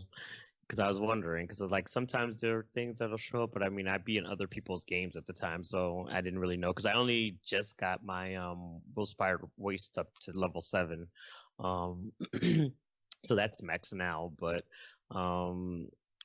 I never, like I said, I rarely ever go into the Guiding Lands because I'm not like a huge fan of it. So I never really even bothered to play around with the mechanics of it because I'd rather not. So yeah, I just like occasionally when I'm just like, okay, maybe I should just go because like I'll only go because I'll be like trying to build an armor set or trying to like upgrade something, and then I see like, oh, the material is something that I haven't seen before. It's like, so it must be a Guiding Lands thing. So then I would go to somebody's Guiding Land and then just like hopefully they stay around long enough for me to like find whatever I need and then just be done with it. But it's like otherwise I'm just like, yeah, otherwise I just pretty much will never go into the Guiding Lands if I can avoid it because I don't really care for it that much. So wow, like it's Guiding Lands. I was like, this is the best in game ever. You just stay here and fight. I mean, don't get me wrong, like it's not that I don't think the Guiding Lands is bad or anything. It's just that for me personally, I just don't. I just don't like it because like for in games, I think it's a pretty cool concept to have like basically all of the like regions all in one spot and then just like monsters just because you don't have to go back to the village to like queue up a quest or whatever. You can just stay there. That's why I love it. It's just like stay and kill everything or capture everything unless it's an Elder Dragon, then you kill it. Yeah, so for the type of in-game it is, especially for Monster Hunter, it's actually a great idea. I'm just not particularly fond of it for personal reasons. So it is a good idea for the way it's set up. So you just kind of just go and just hunt to your heart's content. But like I said, I don't really like there's some of the monsters I just really just don't like fighting. So it's like for me, and of course my luck is terrible, so they always are the ones that spawn. So I'm just like so I'm just like I don't like this. So but yeah. But like I said, it's a great end game. That much is true. But yeah, I'm just not fond of it, so I rarely ever go in there if I can avoid it, unless it's like I said, unless I absolutely need like a piece or a material that I didn't have before, so I can upgrade and be done with it. So yeah, I don't know. Well, and now these 2 variant monsters are coming, which I mean I like Brachydios. I mean I don't want to fight his super version because super fun. Punch. Yeah, but I like his normal version. I am not looking forward to his variants, and I just don't like Rajang, so I'm not even gonna bother. So, but oh, I think that's so funny to me. It's so funny because like I remember when like World Fairs came out, I would like have this like cycle I would like go through after I like not having played Monster in like such a long time of like when the cutscene would play and the monster would like look ferocious, I'd be like scared to fight it. So I'd be like going from like scared to like, okay, I have to do this, and then to like finally like overcoming it. So I'd like constantly go through that cycle. So like as like they like came up with like all the new Elder Dragons, like it happened again, I would just like have this like continual trauma of like, oh, I'm scared, and like I'm having to fight it because I need the gear, and it's like, oh, this stuff's awesome. And you see like what the armors and weapons look like, it's like oh, and then it's like you overcome it, and it's like, and then Iceborne, it's like I was like so confident, like after that I was like, I guess I wasn't at 1,000 hours yet at that point, but I was like, dude, I am returned to like being awesome at this game after like however many years of the PS2 version, and like Iceborne, Valkana, you do not scare me. I mean, I kind of ran away that one time when like it appeared when like randomly because it's like that's not, I didn't know this was happening because I knew I wasn't ready, but like Like besides that, it's like, yeah. Oh, what's this new monster? surprise, I'm Oh, here. I got this. And then, until I like, okay, I need new armors and whatever, because I'm kind of like not doing so good against Bargoth and Tigrex. But I was like, yeah, just that was a fun time to be like, Monster Hunter time, and I got this. It's great. I wasn't scared. Yeah, and I mean, at least with World though, again, it took like a lot of stuff that it took out a lot of the stuff that kind of was like a barrier to entry for people who may have played previous Monster Hunters and like didn't really care for it because of like how much like effort and stuff that goes into having to like set up everything. Because I mean, World is a lot easier to play compared to any of the previous Monster Hunters, because it's like you don't have to paintball your monsters to make sure you can keep tracking them, and then you don't have to like, you know, mine for whetstones to make sure you have enough to keep your weapons sharp and all these other things that like kind of made it like extra work for you to do things. And it's like it kind of just streamlined it and made it easier to access, so that you can kind of just go in and have fun instead of having to be like, oh my gosh, I have to do this and I have to do this and I have to do this and I have to do this too. It's just like, oh. So I can understand why it didn't like why the series didn't really catch on over here until like World kind of like made that like not a problem, because it's just like, oh yeah, now I can, you know, do stuff and not have to be like pulling out my hair every 15 seconds because this is stupid. So, yeah. I honestly don't think that World gets respect it deserves, because there are like a ton of like quality of life or just like good like systems in that game, like the loadout system that just every game should copy. Like it does so many good things like so well, and just like I play it and I'm just like, dude, after like the amount of time I've sunk into Destiny, it's just like the quality of life difference I have when I play that game versus when I play World, and it's just like this is heaven, and it's like this is Yeah, so no, good. Like they they should did just a really copy so good many job. things and just so good. Like just like the drop rates. Oh, yeah, it's like you will always like you will always, that's like the great like the best thing too is like you will always eventually get the thing that you're trying to get to make your set or your weapon or your armor, and it's just like you will always eventually get it. So it's like you will keep going and keep grinding and keep doing it, and when you finally get it, it's like yes, it feels so good. It's just like such a sense of exhilaration and just like euphoria and jubilation and happiness and just like unequaled in a game I've played in such a long time, like in the modern current generation era, just like And it's unrivaled. also fun to play. So there's Yes. also that. It's not Destiny.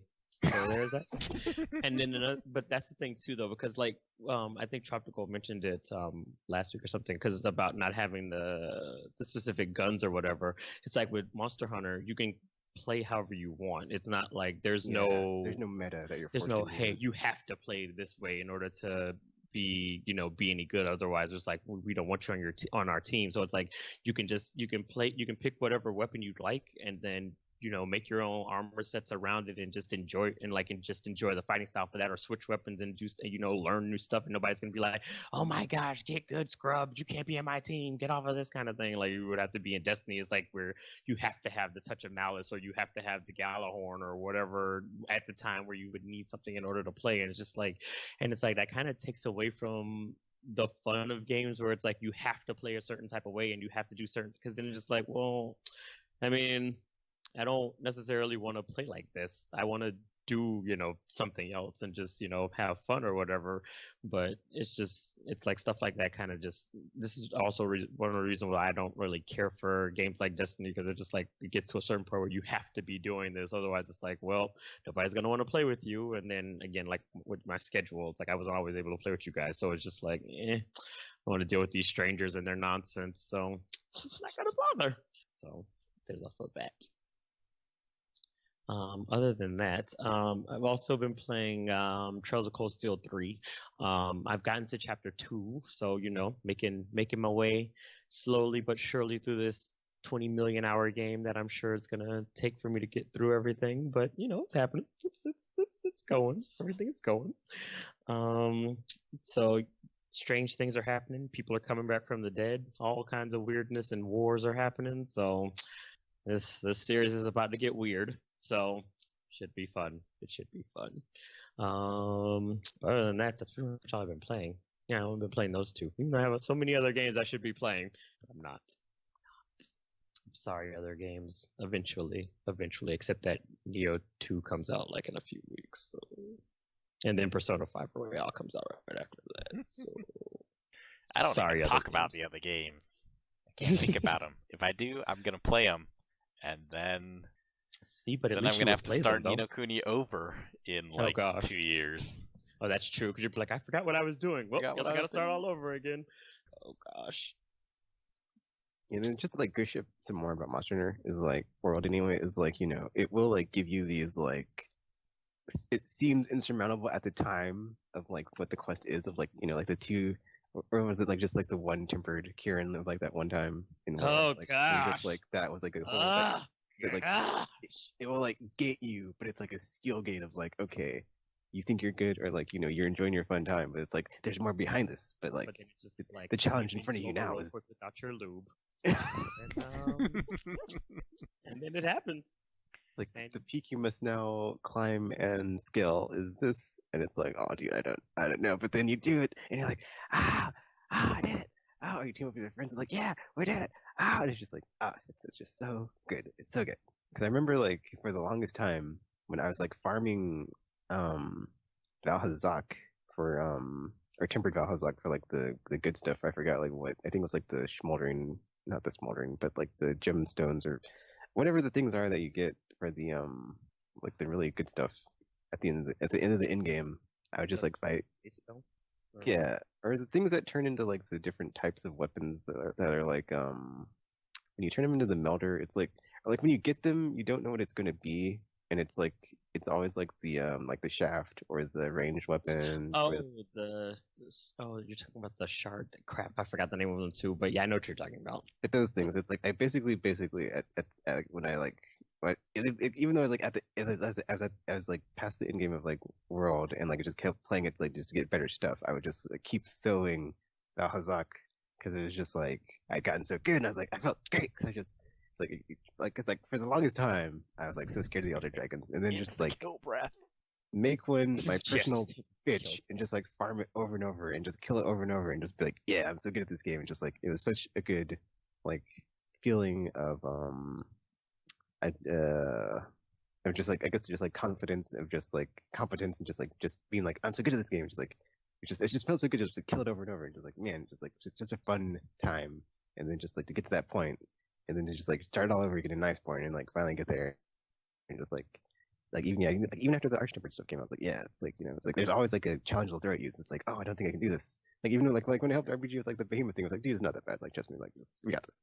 And he's like, okay, I don't want to. I really didn't want to. I really He's didn't just want dragging his feet, and it's like, dude, it is not that bad. And like we got on the first try, and it's like, see, it wasn't that bad. So it's just it's such a good game, and just so good the way it does that.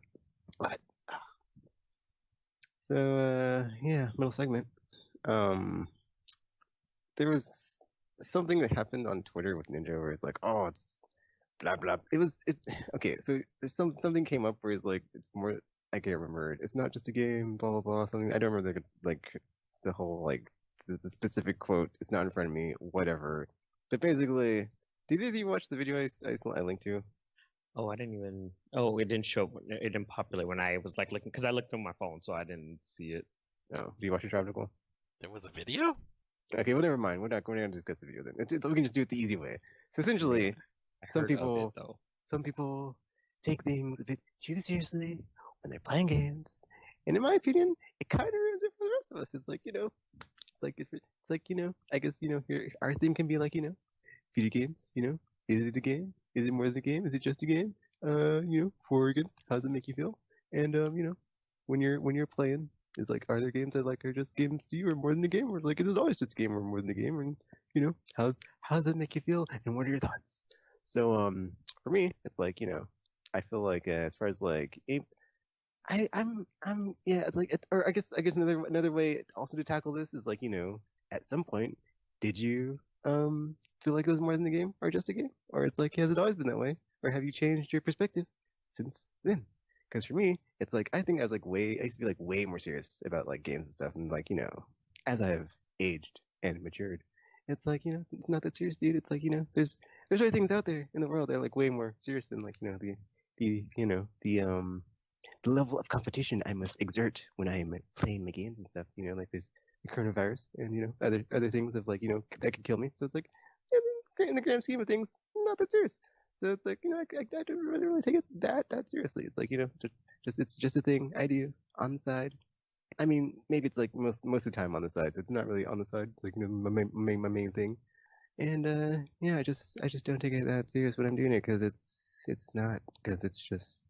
I mean, I do want games to be like respected and people, but like but it's only like it's only certain things for me. It's like just like only like the story focused games really that are like trying to actually do stuff like that. But like even though games that don't do that, I think should also be like respected and taken seriously. They shouldn't like really, and like I would be fine with someone like being as what's that word called? Not the when people are like critiquing them, it's like it's like fine to like be like that, under the microscope on everything. But there's a word I'm trying to think of. It's totally blanking. But yeah. But yeah, story focused games. No, no, tropical, not ridicule. Just like it's like any game I'm playing, I'm just playing for fun. I'm not like, oh man, this is the end of the world. I lose.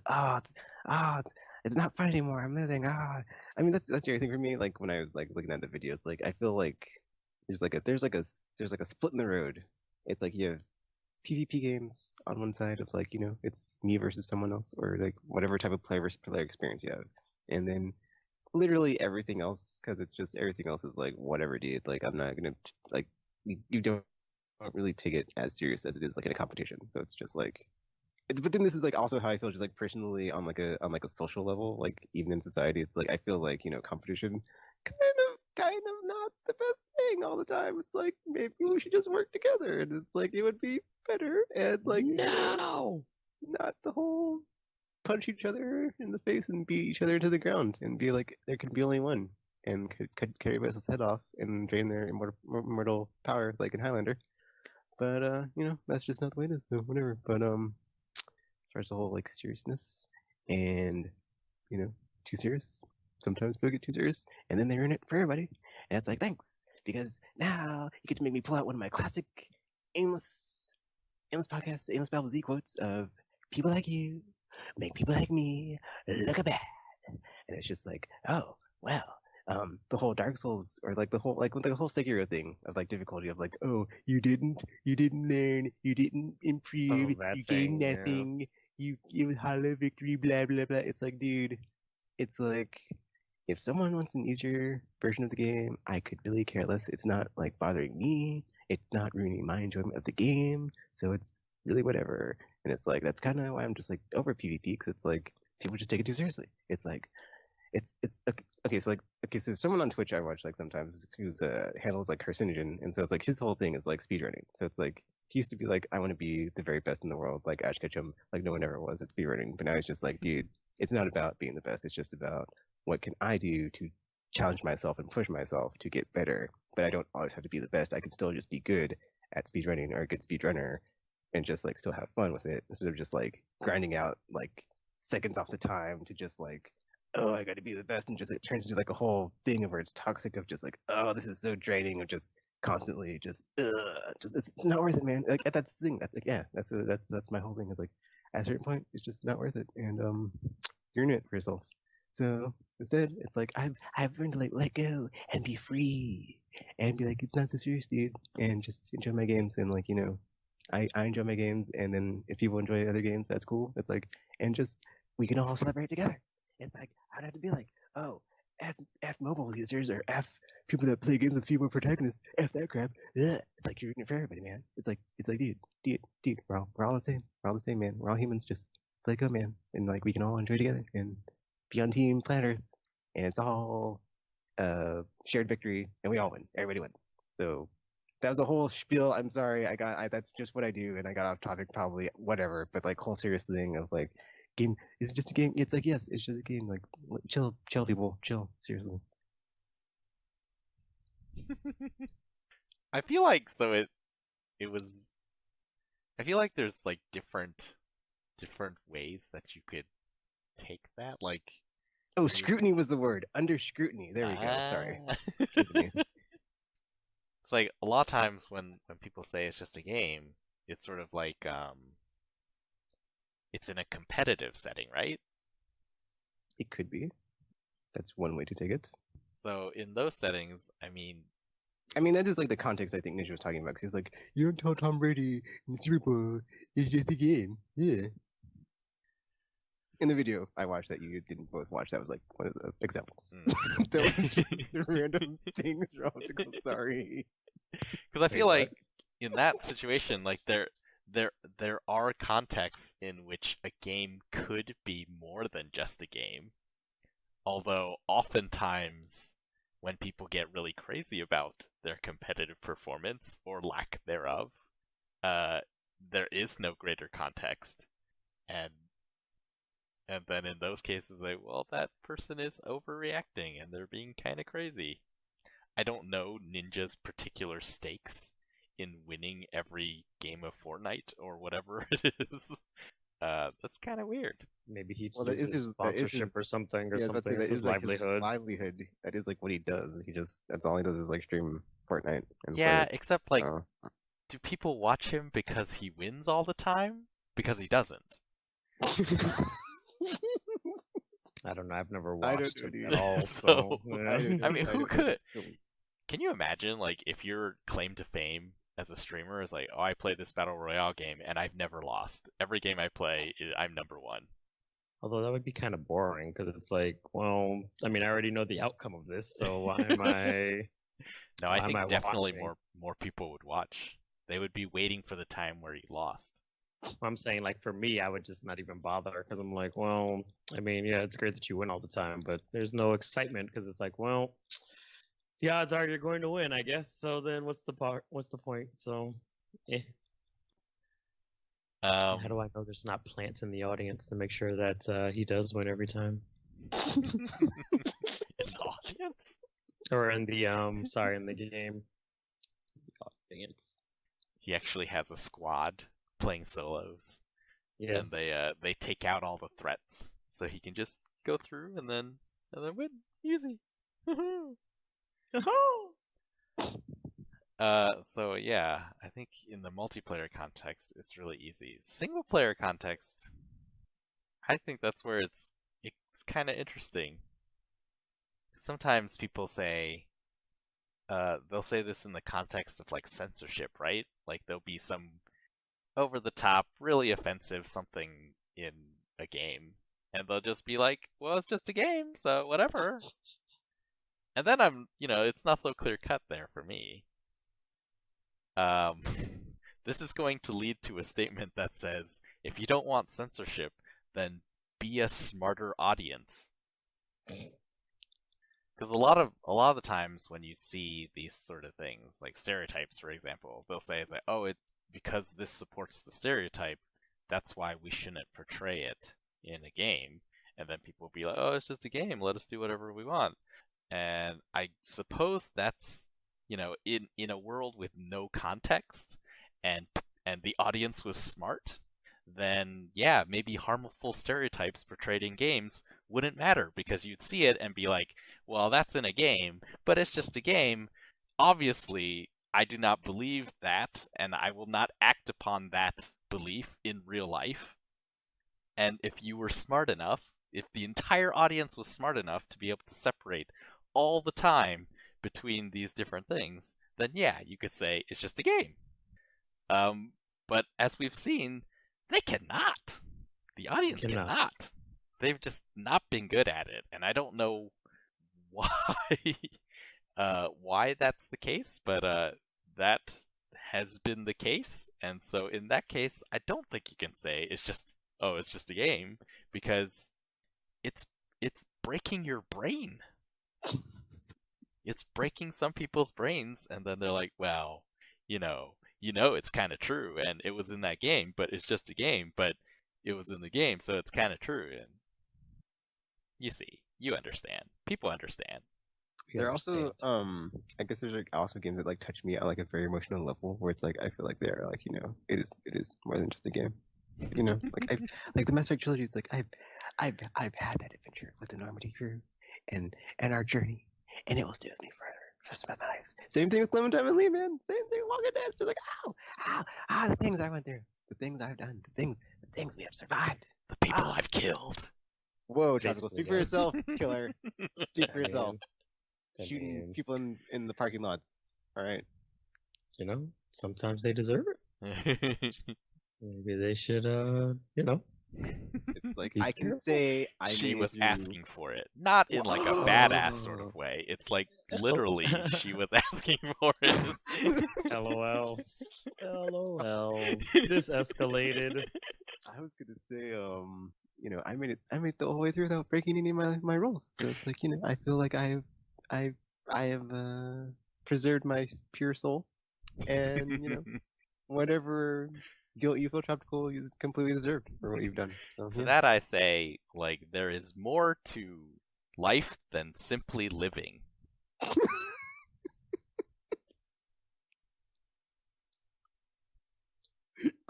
I guess there are other contexts I didn't think of when I answered that the first time, and then Tropical's like, oh, actually, from this perspective. So thanks for actuallying me, Tropical. Thanks.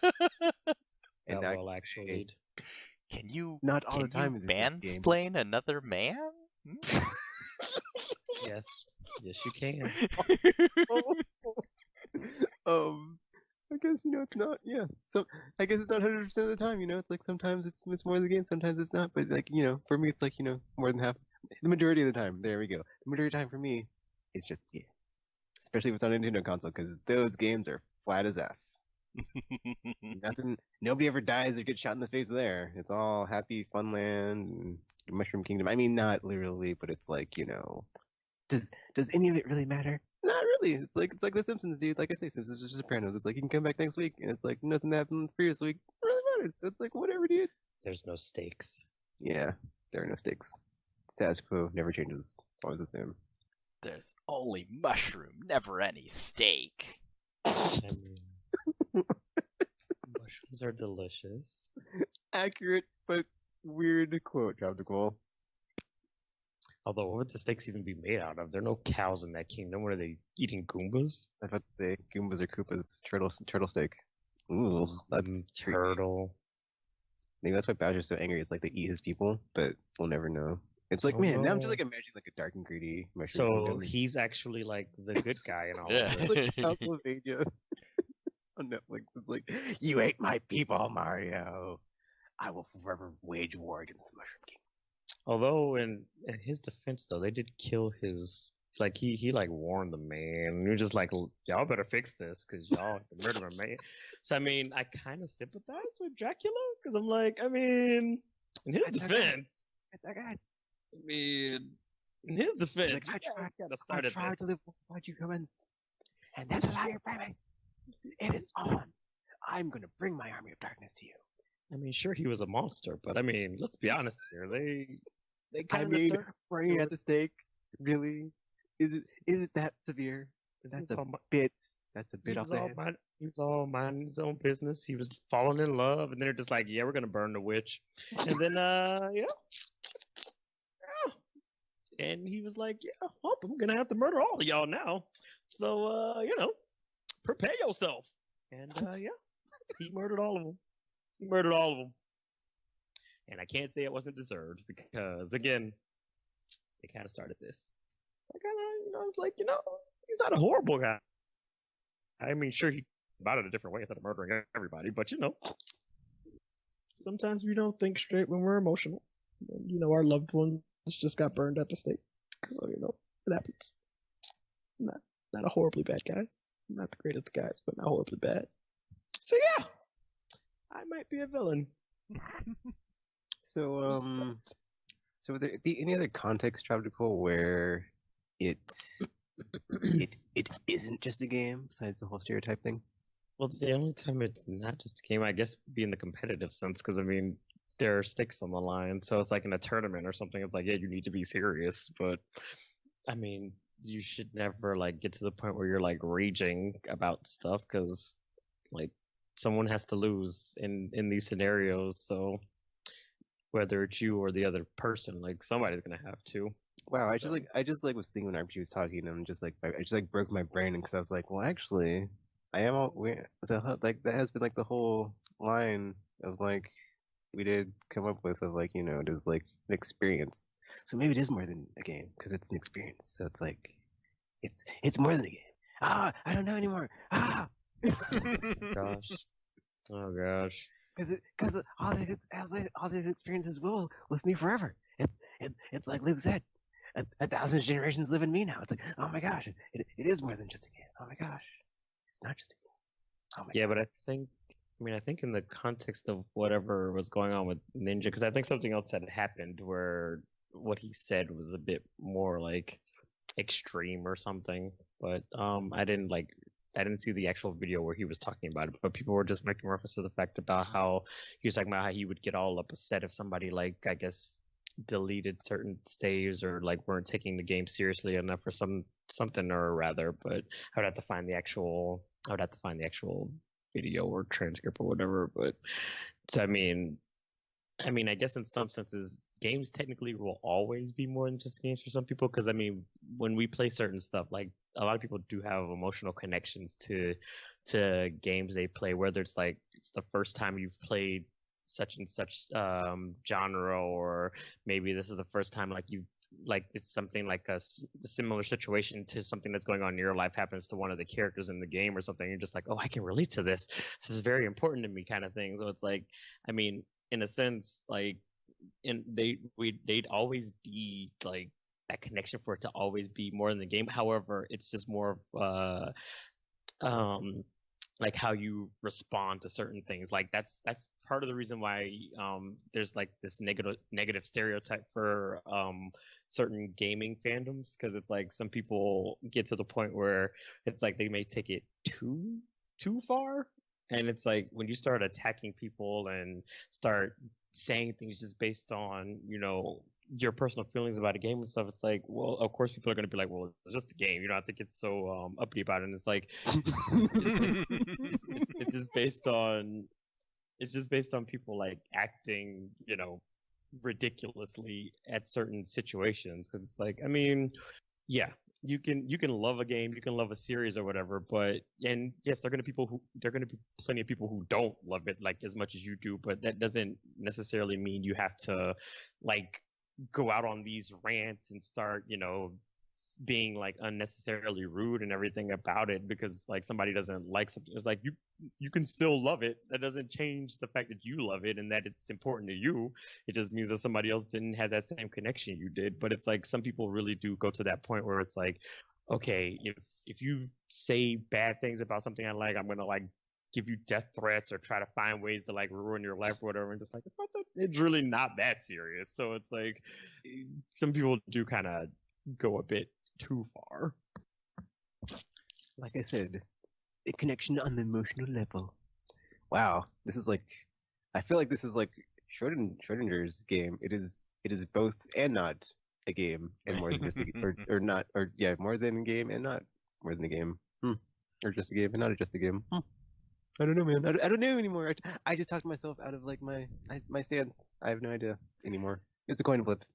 It's both at the same time. It's Schrodinger's game or Schrodinger's cat game. Cat. I think you just say cat. I mean, it's not. You don't have to keep adding so many random things. Like the concept is there. We understand what you're going for there.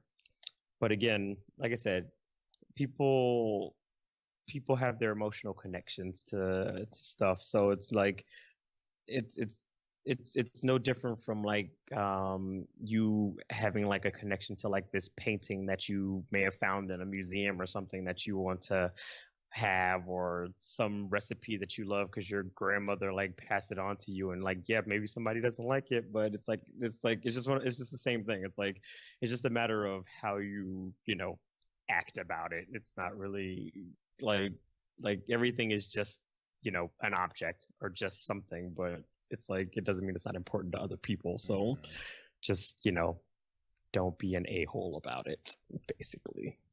Just because somebody like offended or didn't like something that you liked or whatever, or somebody did something to your thing. Because I think again with the whole ninja context thing, I think it had something to do with like somebody deleting like a save file or something from like if it was like 100-hour save file or whatever the thing was, and like how you would like go through and be like do horrible things to them kind of thing.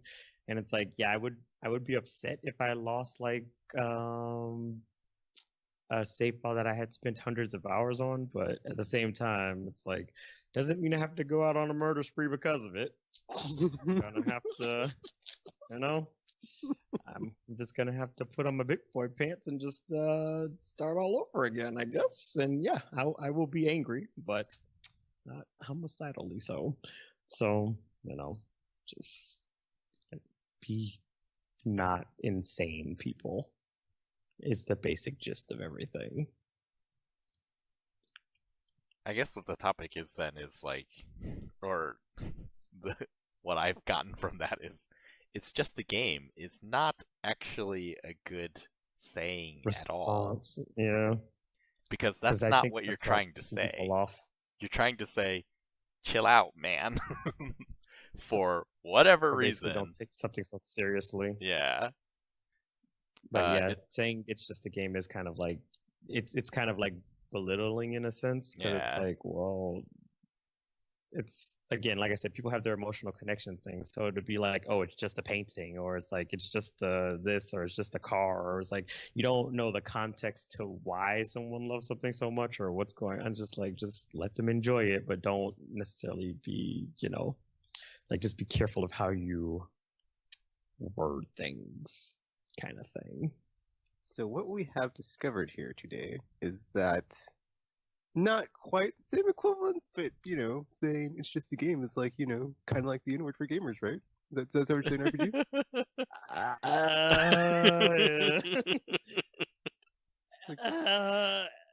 As a black person, I can't really like I can't necessarily agree to the equivalence that type of thing. But Oh, kind of close, just not kind quite of the equivalent. kind.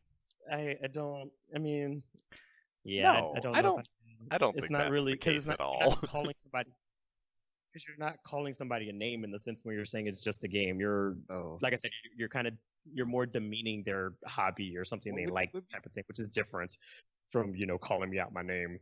So, be more. Let me try to figure. There's another- Let me see. phrase that's like it's just a game. There's gotta be a similar phrase that you could just like, you know, equate it to. It's like Hmm.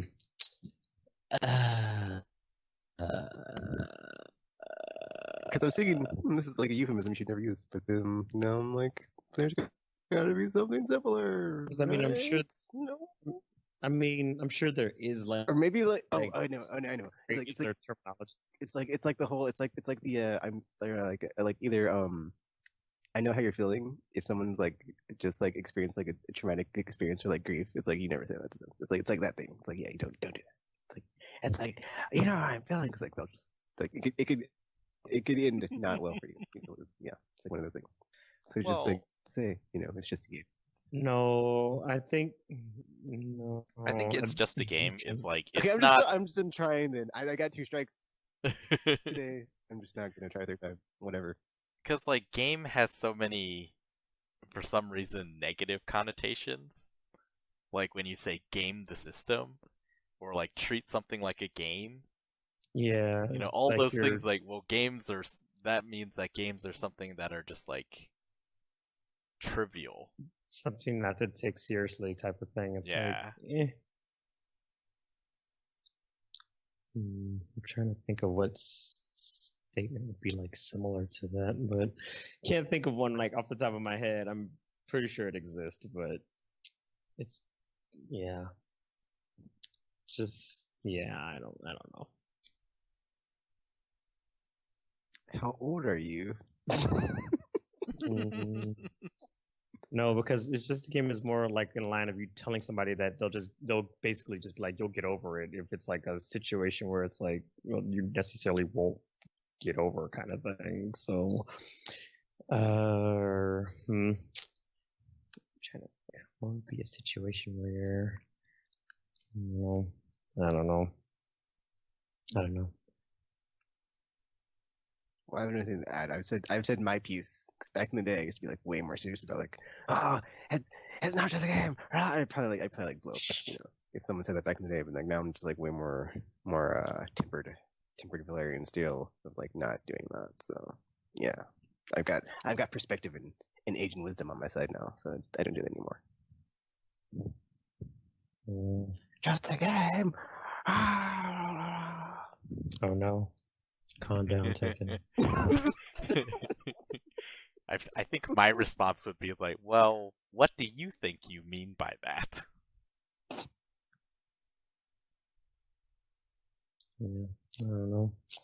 I don't know, mans. I don't know. But like I said, the phrase itself is basically kind of like just belittling somebody's passion or something that they like, kind of thing. So it's not.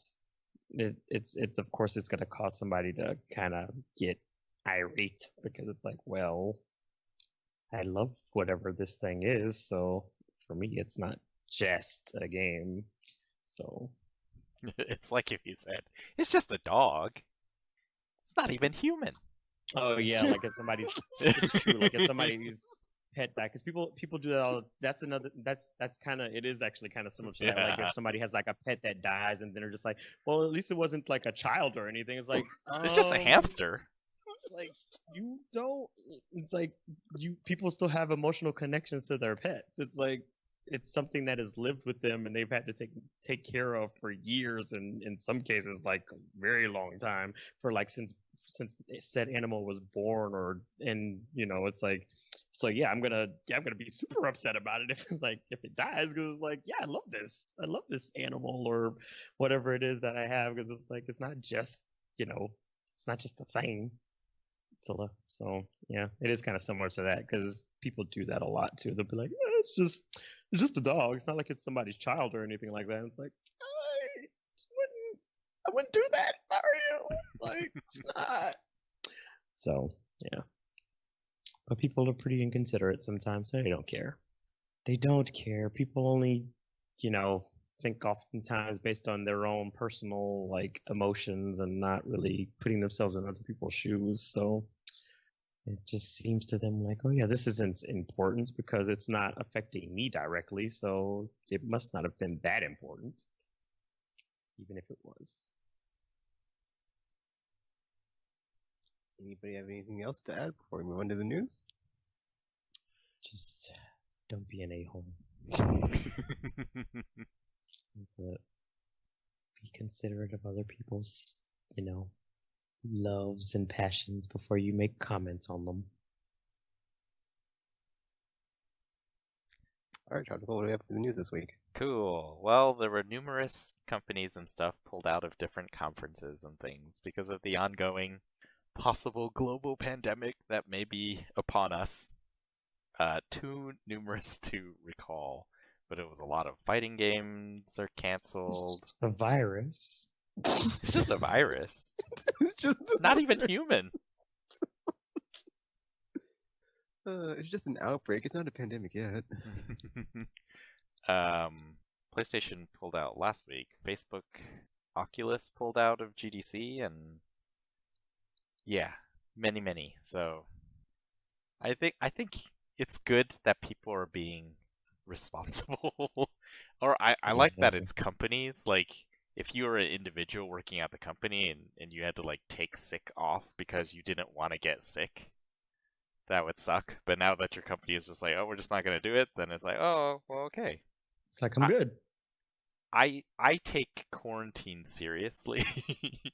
Some people do not. So yeah, I think this is like we talked about last week. It's like we don't know what's going to happen, but I think Sony was in the right. And then like I think in the future we'll look back and be like, yeah, Sony, that was a good call. And well, like I was saying during our pre-show thing, it's like part of it is like it's helpful on both ends, because it's like by doing so you kind of like I guess, well, yes and no anyway, because it's like some people will still be paranoid because it's like it's just a thing.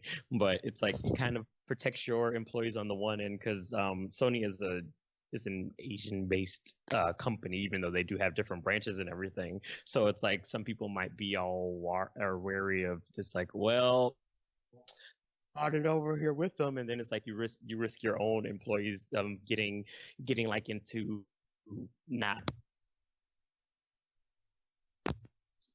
into these situations where it's like they could be in potential you know, danger from other people because of people respond when they're paranoid about things, and then it's like so it kind of like can ease some people who are like super paranoid about something, and at the same time kind of protect their employees even if they didn't necessarily want to out of like such a major conference sort of thing, but it's like for everyone's safety and peace.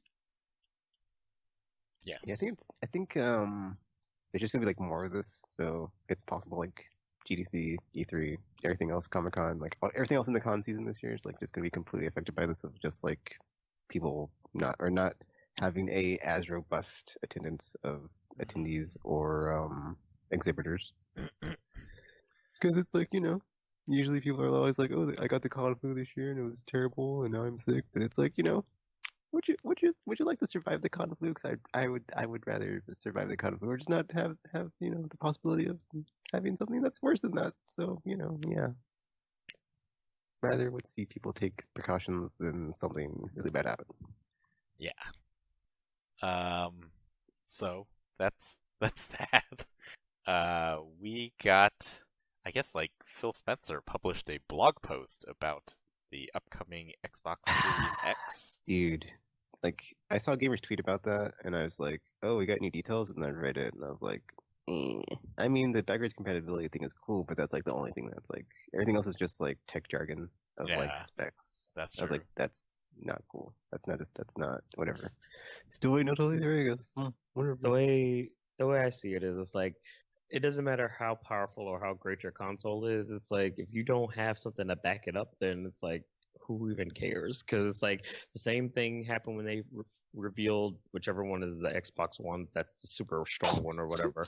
And it's and it's like doesn't know which one it is. Because I mean, at this point, like whichever Xbox one is, whichever one is the one that they were all like, oh, it's the most powerful console ever. But it's like, but then after that, nothing was like released.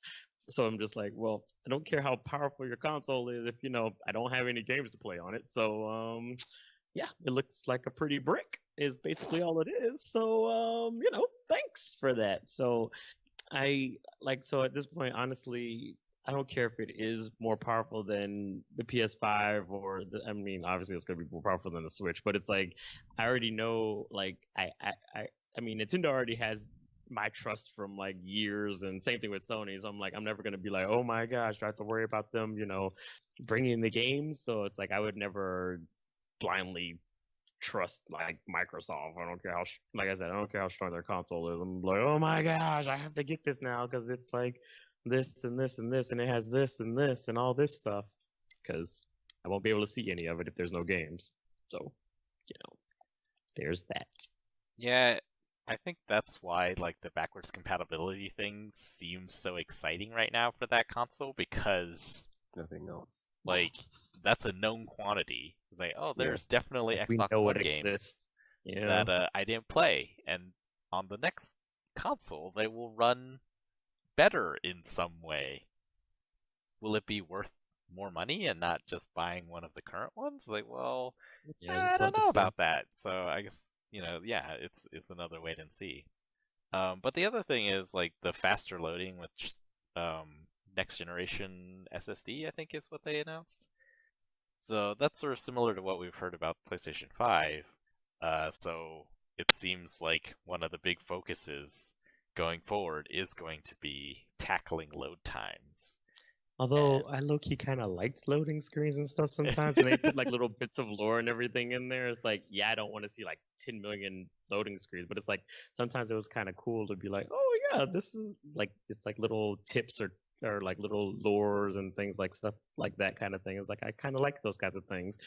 So it's like it kind of sucks that that it's gonna kind of go away with as we go along the generations, which I mean, it was bound to happen because I mean, a lot of people don't necessarily like loading times. You don't want to sit for like a minute or something waiting for something to load. So but it's like I kind of like those kind of things because it's kind of like when video game manuals kind of started to disappear because I was just like I kind of like those, and now it's like they're no longer a thing. So unless they're like digital or something, which it's not the same. So I kind of like to physically hold them. This is part of the reason why I collect strategy guides and stuff of games I like, because it's kind of like the same function more or less. Even if I don't use them, it's like I have them because sometimes they have like little bits of information about the game and background story and stuff like that, which I really do like. So that's kind of cool. But yeah. So hypothetically, if there was, say, a $60 game, and then there was a $61 version that had a physical print of the manual inside, would you Yes, get I would that buy one? the $61 version. Yes, to answer your question, I would. I wonder if that's something Without anyone has hesitation. considered. That might be something kind of cool, actually. Definitely in the minority, I would say, but limited print run games does exist, and that's what they do. So, Related to this, Square Enix announced that they are not making any next-gen exclusives either. Those will All their come games are from gonna be them down the crushed. line. Which I mean is a smart move because again, you don't. I mentioned this before. You don't want to start like alienating your fan base early because again, not everybody can necessarily immediately adopt like a new console. Yes, some people may be able to just afford it off the bat, but it's like not everybody has that opportunity, or maybe they want to like finish playing all their games on the old console before they're like, oh yeah, let me go ahead and you know let me go ahead and jump on to the next generation because it's like I mean even if the install base is high, it's never going to be as high as both consoles combined. So it's like it would be kind of not smart at the get-go to be like, oh yeah, especially with how long it takes them to develop games. They never want to like limit their audience even it takes so long and so much money to do what they got to do. So it makes sense. I think most developers should I think most developers will be like that, especially like the ones who love their monies, like Activision and like so. Ones who love their money. I mean, really, the only companies or publishers that would have incentive to do next-gen exclusives are The ones who make the consoles. Yeah, the ones who make the consoles. Or, someone may decide we need, we're releasing a shooter also. So how can we make it stand out? Then possibly you do that. But because it's like next gen consoles is like an open marketplace. Although I guess it won't be because they'll be backwards compatible. So oh yeah, I guess I sort of missed that part about Series X was that they are going ahead with the thing where they're not it's about their platforms now. They talked about how it's not going to be like cross-gen the previous generation, where it's like you had to buy 2 copies of the game, or if you were lucky, they had to do some sort of deal where you bought Destiny for PS3 and then you got it for PS4 for free. On Xbox Series X, or I guess across the Xbox family, you buy a game and then you can run it on any of their platforms, and like when you download it, it'll automatically know which version you need and just download the stuff that you need rather than having to have physical versions of it or download extra copies or something, which is useful because you don't want to have to keep buying extra copies, and again, it'll just alienate your fan base even further because it's like, do I really want to go through all this trouble? Good Old Games, which is part of CD Projekt Red, they released a new return policy. They now have a 30-day return policy that you can use even if you've downloaded the game and played it. Which is, I guess, really crazy. Like, I don't think there's a policy this generous out there. I think the Steam one is something like 8 hours, right? You basically have to return it when you get it.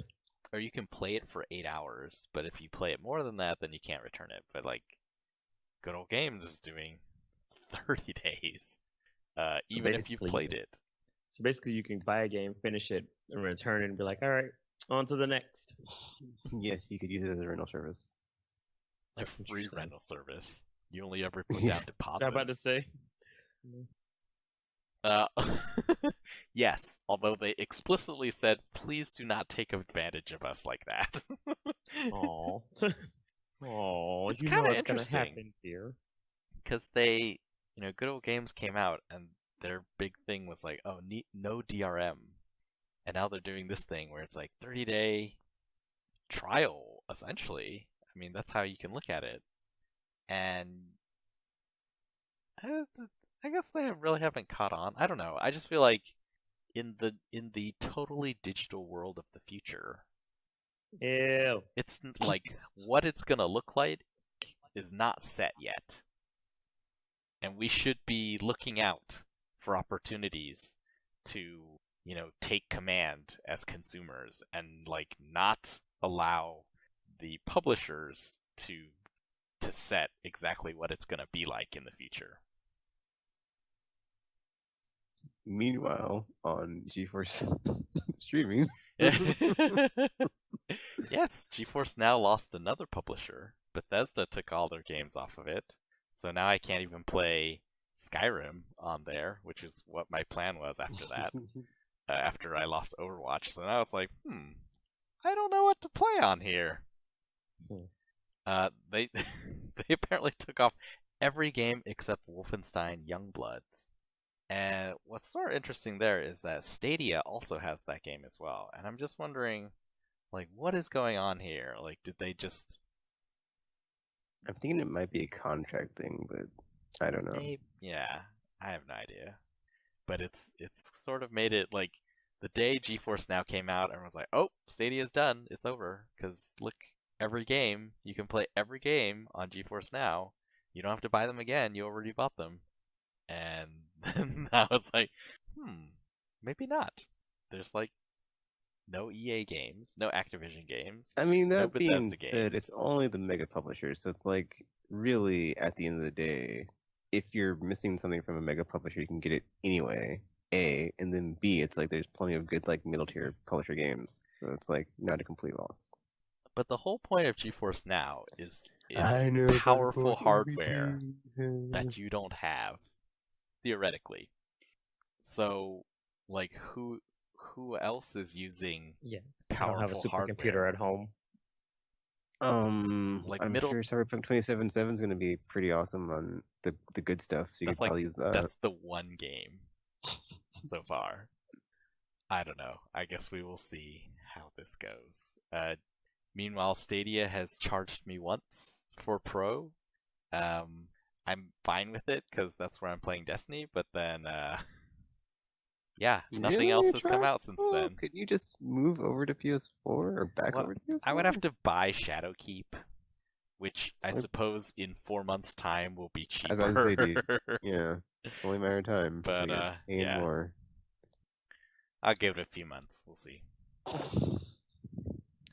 How to one of the dozens of people playing I Destiny know. 2 On on Stadia. Stadia. I mean, in his defense, he's tropical. So. Yeah. PlayStation Plus games were announced for March. They will be Shadow of the What were they? Colossus Gross.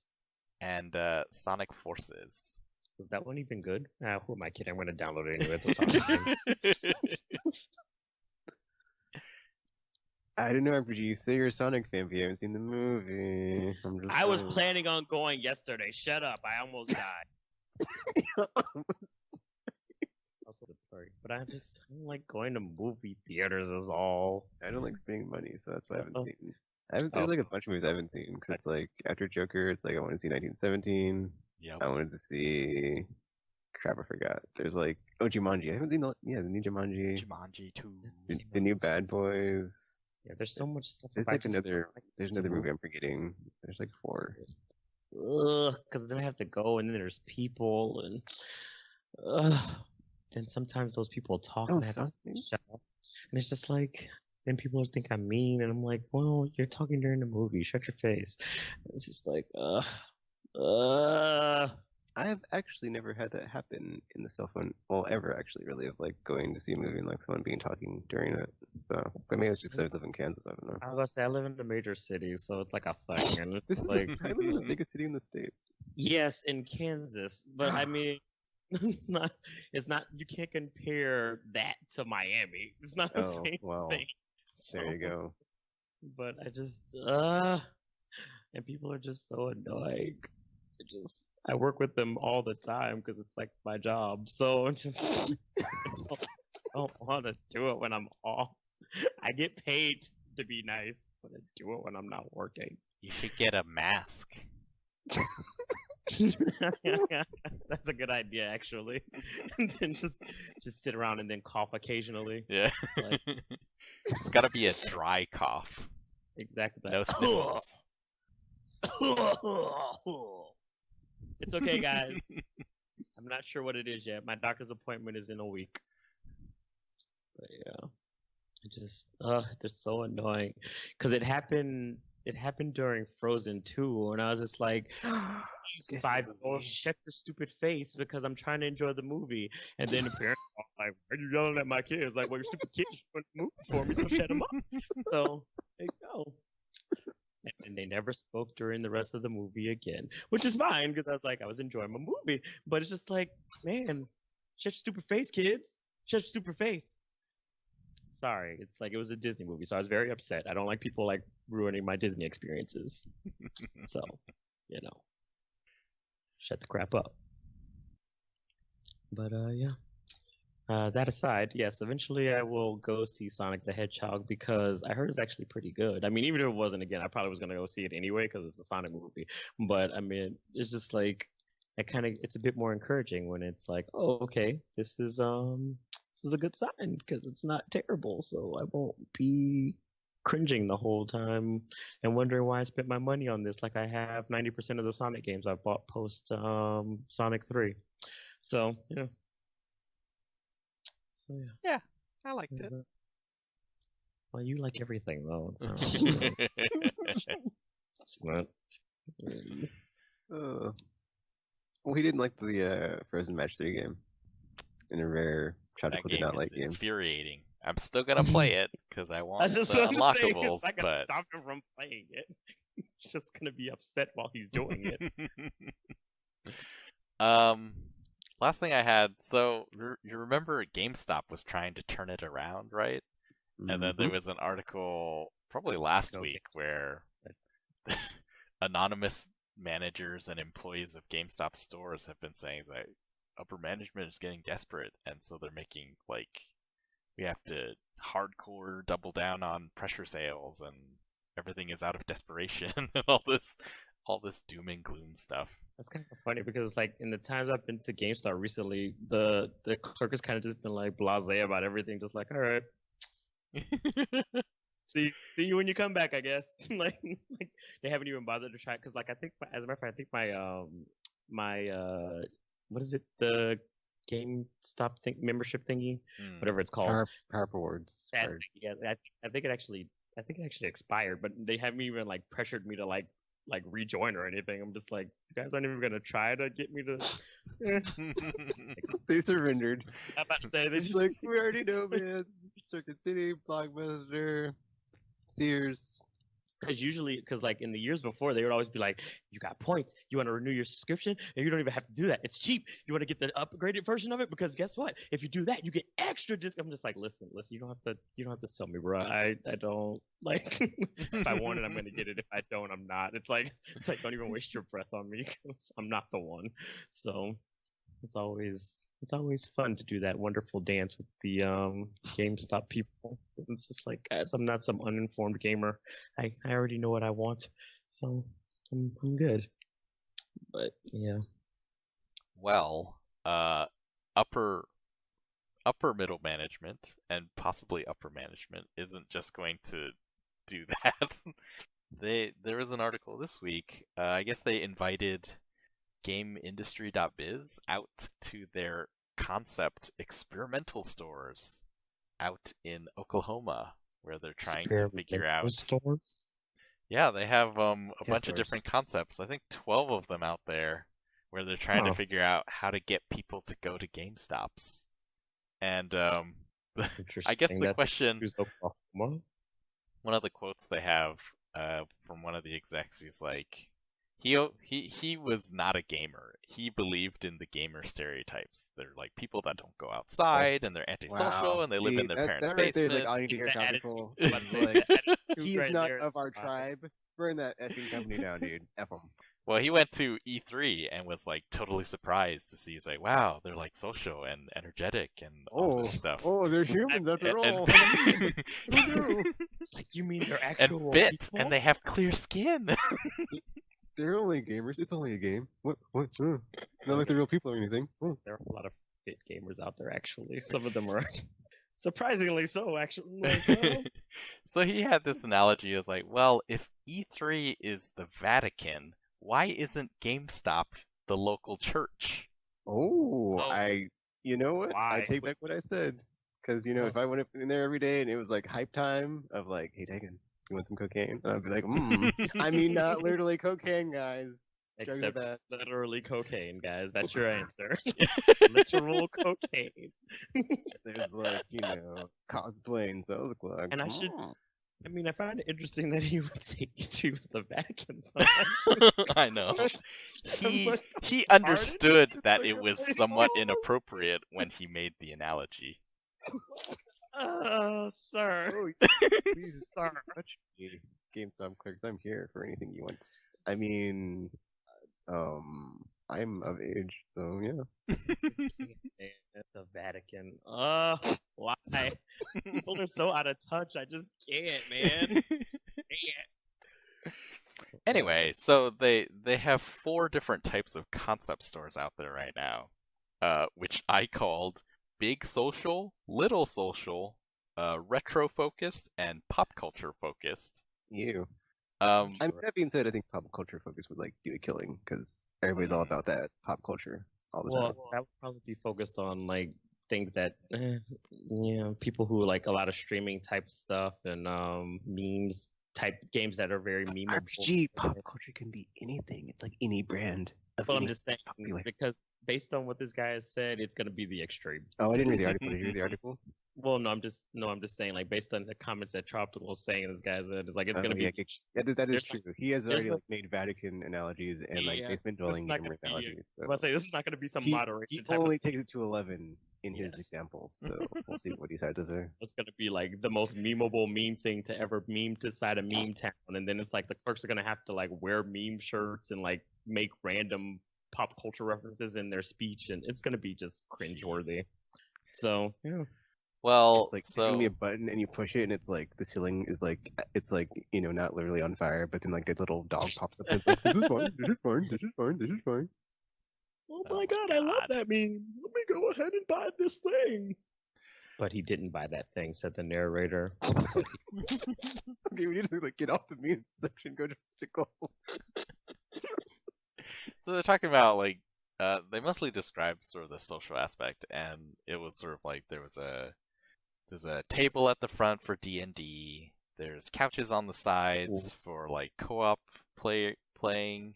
There's like giant screens for people playing co-op, and then in the back there was 36 gaming stations set up with gaming chairs, and every station had all 3 consoles hooked up to it, and There's a place that I went to when I was visiting Pittsburgh that has a similar setup to that.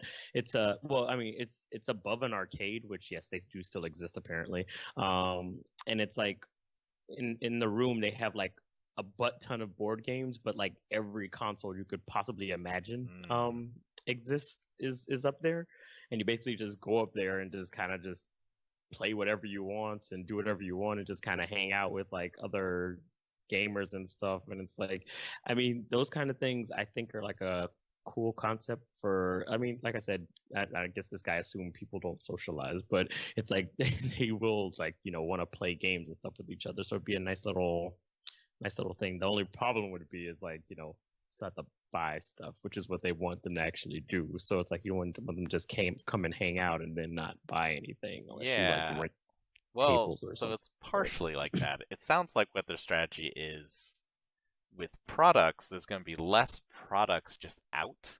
The products that are out are going to be like you can touch them and you can see them and try them. So it's sort of more like they call it like the Apple Store mentality, where it's not like just boxes of things out. It's like you can play with the iPads and things like that.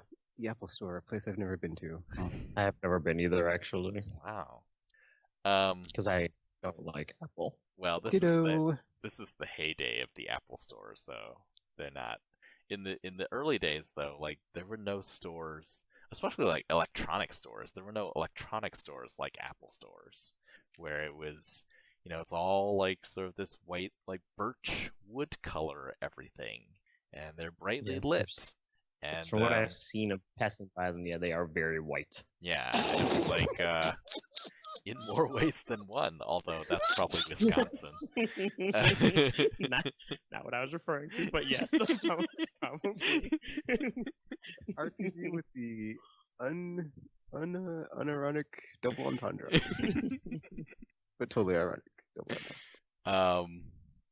Yeah, so that there was a time when that was like the model that everyone wanted to go after as far as retail space. It's like, oh my gosh, it's like looks so clean and inviting, and you just want to play with all the product and then take it home with you. And yeah, I guess like part of it is going to be like that. Part of it is so the gaming stations are not free. They're sort of free. If you have a power up, whatever the reward thing, then it's free for somewhat. But then they're talking about, like, this is all experimental phase, so they're talking about things like, hourly rate, or maybe there'd be like day passes or like a week pass or something like that. They talked about completely free as being like 10 minutes. So if you're like wanting to try a game before you buy it, it's like 10 minutes. Hope you're not playing a Kojima game. It's like, so you got past the first cutscene. So, yeah, your time is up. Yeah, it's like, hand me the controller. Because, I haven't even played the game yet. It's like, yep, well, guess what? Rent it. And then another source of money is like, they mention specifically, there are bathrooms in all of the stores now. Because they now sell drinks and snacks. Think fruit snacks and Monster. Just like, terrible combination. I was about to say, oh my gosh. But like we said, only up to 11. So I'm surprised there's not a bunch of Mountain Dew and Dorito references in there too. Like the worst of the worst. So yeah, I saw the original article through Kotaku, which had a decidedly negative view of them. They're just like, the GameStops of the future seem really sad. And their main point was that, well, these sort of places exist already. Yeah, they like do. GameStop isn't coming into an empty space, is like, and providing something that is just unavailable. I honestly feel, because like there's like a couple places like that here that like they are like late to the party, because like why would you go to some corporate hangout space when you already like have one that you have like a local like normal group of people that you meet every now and then to like do that thing. Well, that's what I'm saying. Stuff like that exists because I've been to them. Because there's like one here is called, I think, Battle Stations, and another one is called Hit Points or something. Headshots and Battle Stations. There's like the two here. They're like that. Yeah, there's a few, not in my city, but there's one in like Green Bay, and I know there's a few in Racine. Oh, it was really funny. We tried to find one in Detroit, but it had closed down. But they were still running a really slick website, so that was a weird day. It's like maybe no one will notice. Wait, I've also seen like so many well, I guess I shouldn't say so many documentaries, but I've seen a lot of like recent documentaries about like arcades and like the barcades like phenomenon that happened. It's like the fact that they couldn't see this coming, and like they're only now like adapting is just more signs of like Yeah. it's a wrap, dude. How out of touch they were. Yeah. Yeah. Like It's there too late, was so. one of the executives they talked to wanted to do this sort of stuff in 2014, Oh and wow. he had said it, but then the company decided instead of doing this, they decided to diversify. So that was when like ThinkGeek became part of GameStop, and like they owned those AT&T stores, and they were trying to sell like used phones Oh yeah, because they or still like do buy like the people's cell phones phone and trade-ins stuff. and stuff. Yeah. Yeah. So all that stuff started around that time. It has not worked out that well. So you mean there was someone in there that did know that made sense? Something made sense, and they're just like, "Nah, you're crazy, man. We're gonna do this thing though." It's like, oh, He's okay, probably guys. he's probably one of us, probably It's possible. He Well, probably was. the lone it survivor. was really funny because there are times when I'm in stores and people ask me for help. I do kind of miss it sometimes because I'm just like, I'll listen to other salespeople and it's like, you guys are not doing the job well. They never are, because a lot of times when I'm in a store, like sometimes I hear these guys like, or I'll hear like a parent asking for something, and then they'll start like going through the corporate. I'm just like, no, honey, I was just like, no. let me do Nah. it. Yeah, I was like, just move.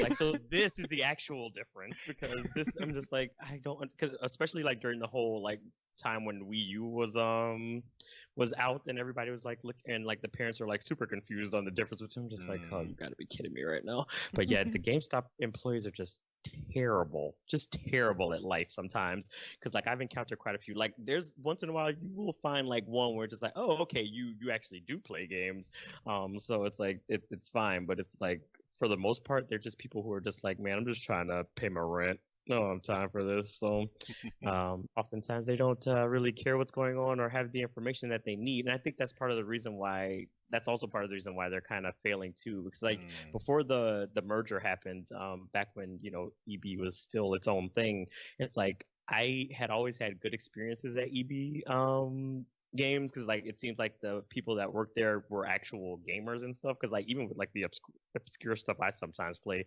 some people are like, oh yeah, I played such and such and such, and and it's like, oh, this is great, it's a like-minded person. But then in GameStop it's just like, yeah, buy this thing, if not, well, oh dear.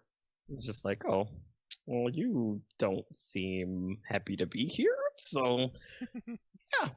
So I was not very happy when the merger happened, Yeah. to say the least. It was like, ugh. When I was working in retail, like I thought a lot about this stuff, and I wanted to do this kind of thing in like 2006.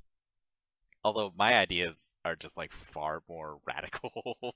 Like that at one point, so at Best Buy, they have games so that people come into the store so that they can try to sell them TVs and other such things. And they had this whole strategy, not developed by Best Buy, but it was like a strategy that Best Buy used, and they taught all their salespeople. And you were supposed to like, you know how videos sometimes start with, "Oh, hi, sorry, you caught me doing whatever, whatever." It was kind of like that. That's how you were supposed to greet people. By sort of like, oh, I like your T-shirt, blah blah blah blah blah, and then sort of get them talking about their life, and then you sort of figure out, okay, this person might need a new stereo, and they might need a new TV, and I just thought, I was like, this is dumb as hell. Like, we have all these games, they come in here wanting games, and we never sell them. We never try to sell them games. Nobody ever tries to sell games. Like, even GameStop doesn't try to sell games. They have a store full of games, but instead of trying to sell those games, they try to sell games that don't exist yet. Exactly. And it's just like, would you like to pre-order? Yeah, it's like, this makes no sense. We should be trying to sell the things that we have, and we could totally do it if we weren't being asses all the time.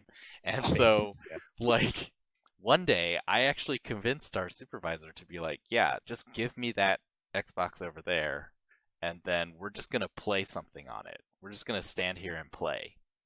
And that day, the day that they actually did the plan, I didn't actually get to go that day. They sold 10 Xboxes off of the strength of Rayman. Rayman Origins All alone. games. Because that was the game. You can't choose any game, so it's like, okay, so it's got to be an E game. It's like, what's a good E game?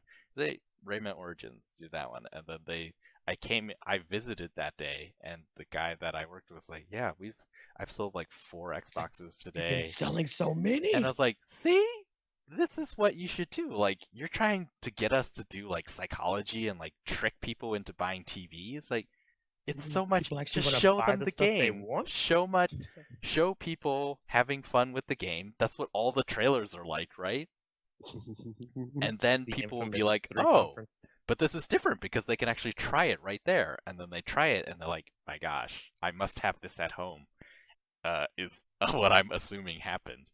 And then, yeah, they shut it down after that. They're like, "Oh, sorry, this console makes too we've much sold sense. to EA, so we've got to show like EA trailers on it all day." And then That's nothing stupid. happened. But yeah, like, but imagine what I'm saying. Like, to do the thing that I was saying is you would essentially have to pay people to play games, and that's just like unthinkable for upper management. They're like, no, above a certain age, like work has to be work, and if it's Yeah. not suffering a little, then it's not work. Tropical, that was perfect. That was perfect, dude. It's sad like- because it's true. Because it's like, what's everybody's least favorite four-letter word? Work. Because I always joke around with some of my servers or whatever. I'm just like, there's way too much happiness going on, guys. We have to reel it in. Reel it in, guys. But it's like, it's kind of ridiculous though, because it's like it makes sense where it's just like, well, yeah, if somebody sees something there, it's just like, oh yeah, this does make sense. If somebody sees something they like, they're gonna probably want to be like, oh yeah, let me buy this because it's interesting to me and I'm enjoying myself. But that would make too much sense, Tropical. The only thing they want to think about is how they can like make the biggest profit in the shortest amount of time and do it with the least amount of effort. And yeah. And they just assume that's like, pushing pre-orders on people like a crazed drug pusher on the corner of a street.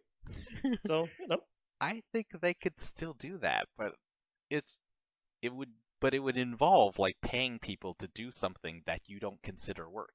And for some reason, that's too far.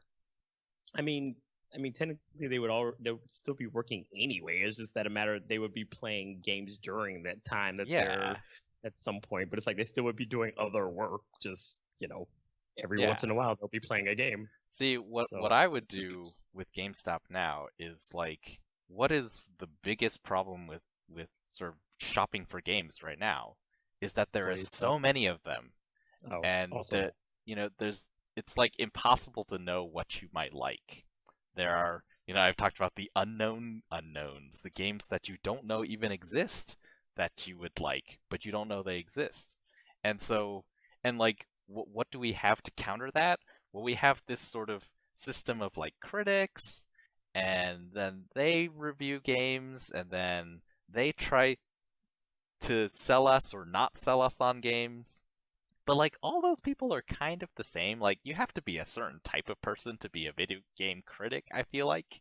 And so then, you get a very homogenous sort of viewpoint out there. And so there are like definitely good games and definitely bad games. Like, well, I don't think that's how it actually is. And so, what you could do if your business is selling games, then you could go out.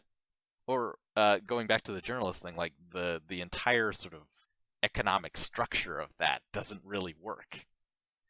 Nobody wants to pay for any games journalism, and just like journalism in general is just like nobody really wants to pay for it. It's like they feel like this is just information that's out there. Why should I have to pay to know about it? But yeah, if your business is selling games, then it might make sense to like pay a bunch of people to play a lot of different games, and just to like, you pay them not to sell games, you pay them to know games, and then naturally they will be able to sell those games because they know them. And so you do that in sort of like these new GameStop settings where not only is it just like this person talking about all that they know, but then they would be able to show it for real on a console. So do you hire gamers, or do you train someone to like know these games? Like I or suppose. to, like enough to fake it that they're like, oh yeah, you might have gamed before, fellow I gamer. think you would have to hire. Pikachu is a Thunder type Pokemon. I read about it in this Pokedex, the official Because- Pokemon Company companion. The brown parts on his ears are exactly 3 inches. Like I don't. What's happening right now? Its What is favorite this? food is candy that you can purchase in the microtransaction store for 30 silver. Oh, okay. So I'm not buying this. No, so I think you would hire gamers, but So how do you go Caveat, about like, caveat? Go ahead. there are gamers who are just like very one track, I guess, or I would hire like different gamers, and different How- meaning. Would you how would you like, I guess, weed out these Interview people process. in the obviously, but I meant like, because I mean obviously, like when you're interviewing people, like there's things you can and can't ask, and then it's like certain it's like it's one of those things where it's like, okay, because the whole everything is just complicated for no reason, but you would have to kind of like find ways to figure out, I guess, information about them that would be useful to you. Well, I mean, Without, different in the sense that, like, we all grew up within this sort of gaming environment where there's like good game, or where we believe that there are good games and that there are bad games.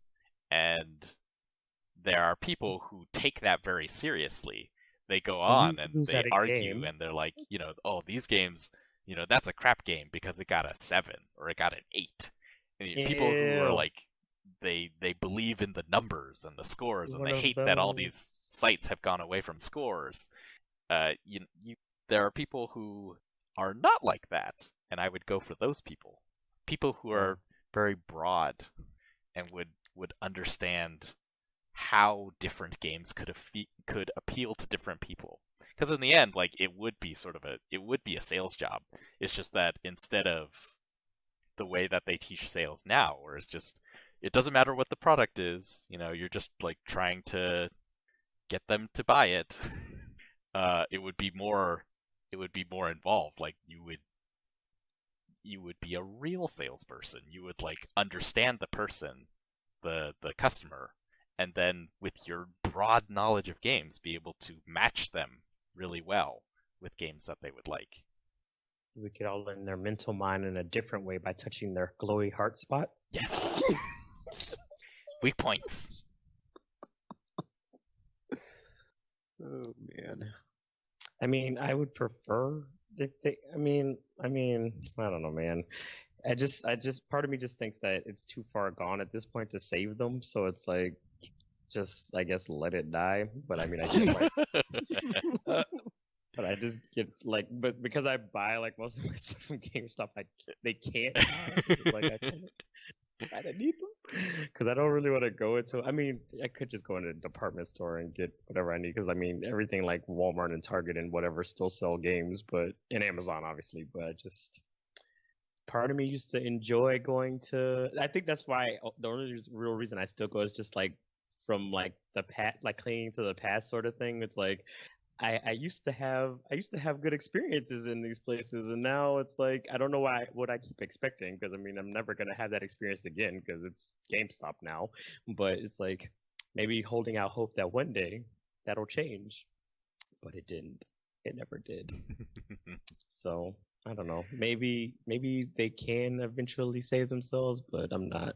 I just think it might be time to cut their losses and start closing some stores down and just. Just yeah. Yeah. Games, I guess in my mind is like, I do not care what happens. Like, I'm interested to see what happens. And like, not, I have emotionally my own invested in their- ideas, but it's not like I'm in charge.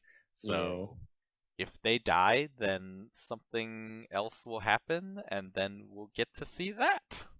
Maybe EB will come back, and then it'll be a grand revival, and it'll be the golden renaissance again. I think and then we can all be excited. I think we're in the final days of GameStop, and it's only a matter of time before they croak and die. So yeah. So, do you think that any of these will concepts? So, the concepts are all basically the same, except that like Little That's the Social case, is but just like a smaller version of Big Social, and then Retro is like, I guess instead of all of the modern consoles hooked up to everything, there's like retro consoles hooked up to some things.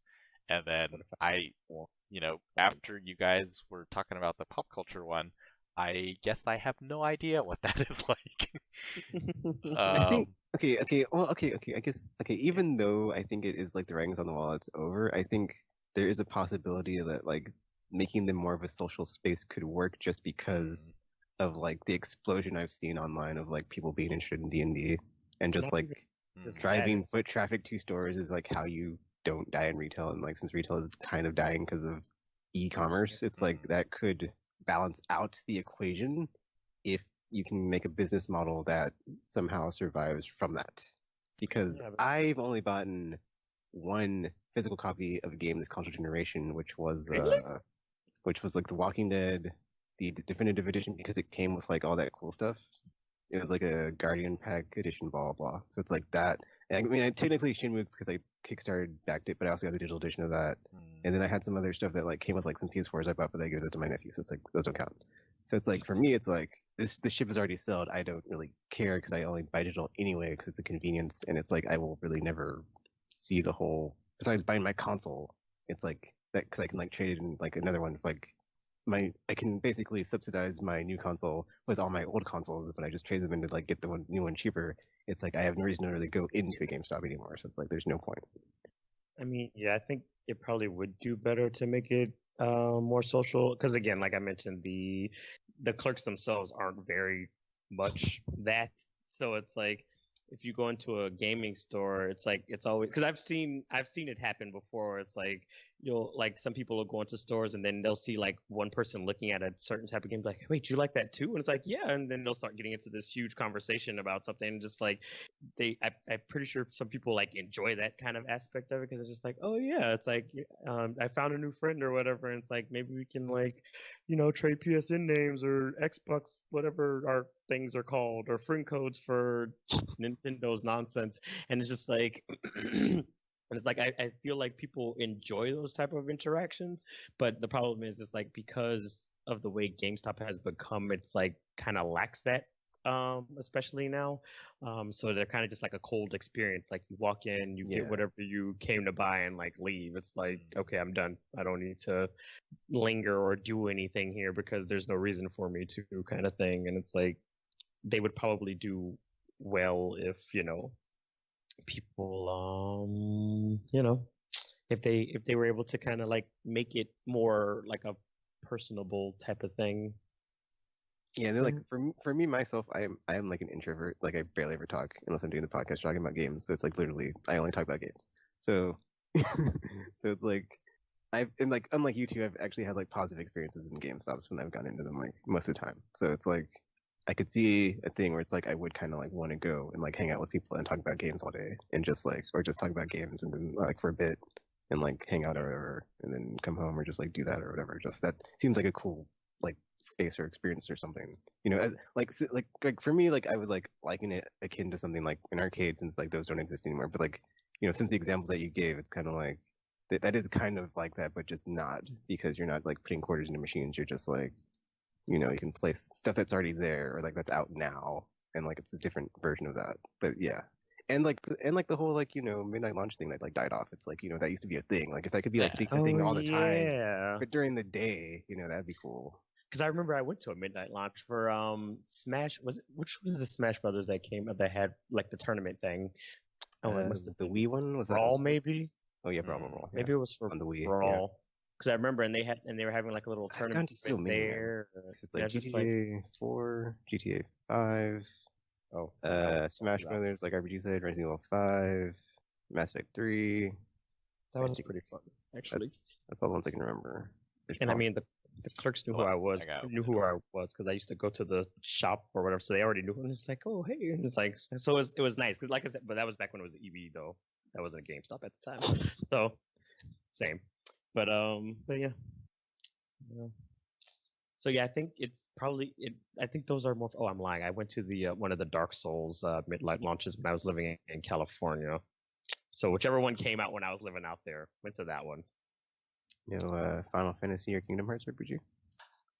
There have not been any for them. Otherwise, I definitely would have because now, the most recent Kingdom Hearts like major one was like there was like a 15-year gap, so Whoa. there was no they weren't doing any midnight launches.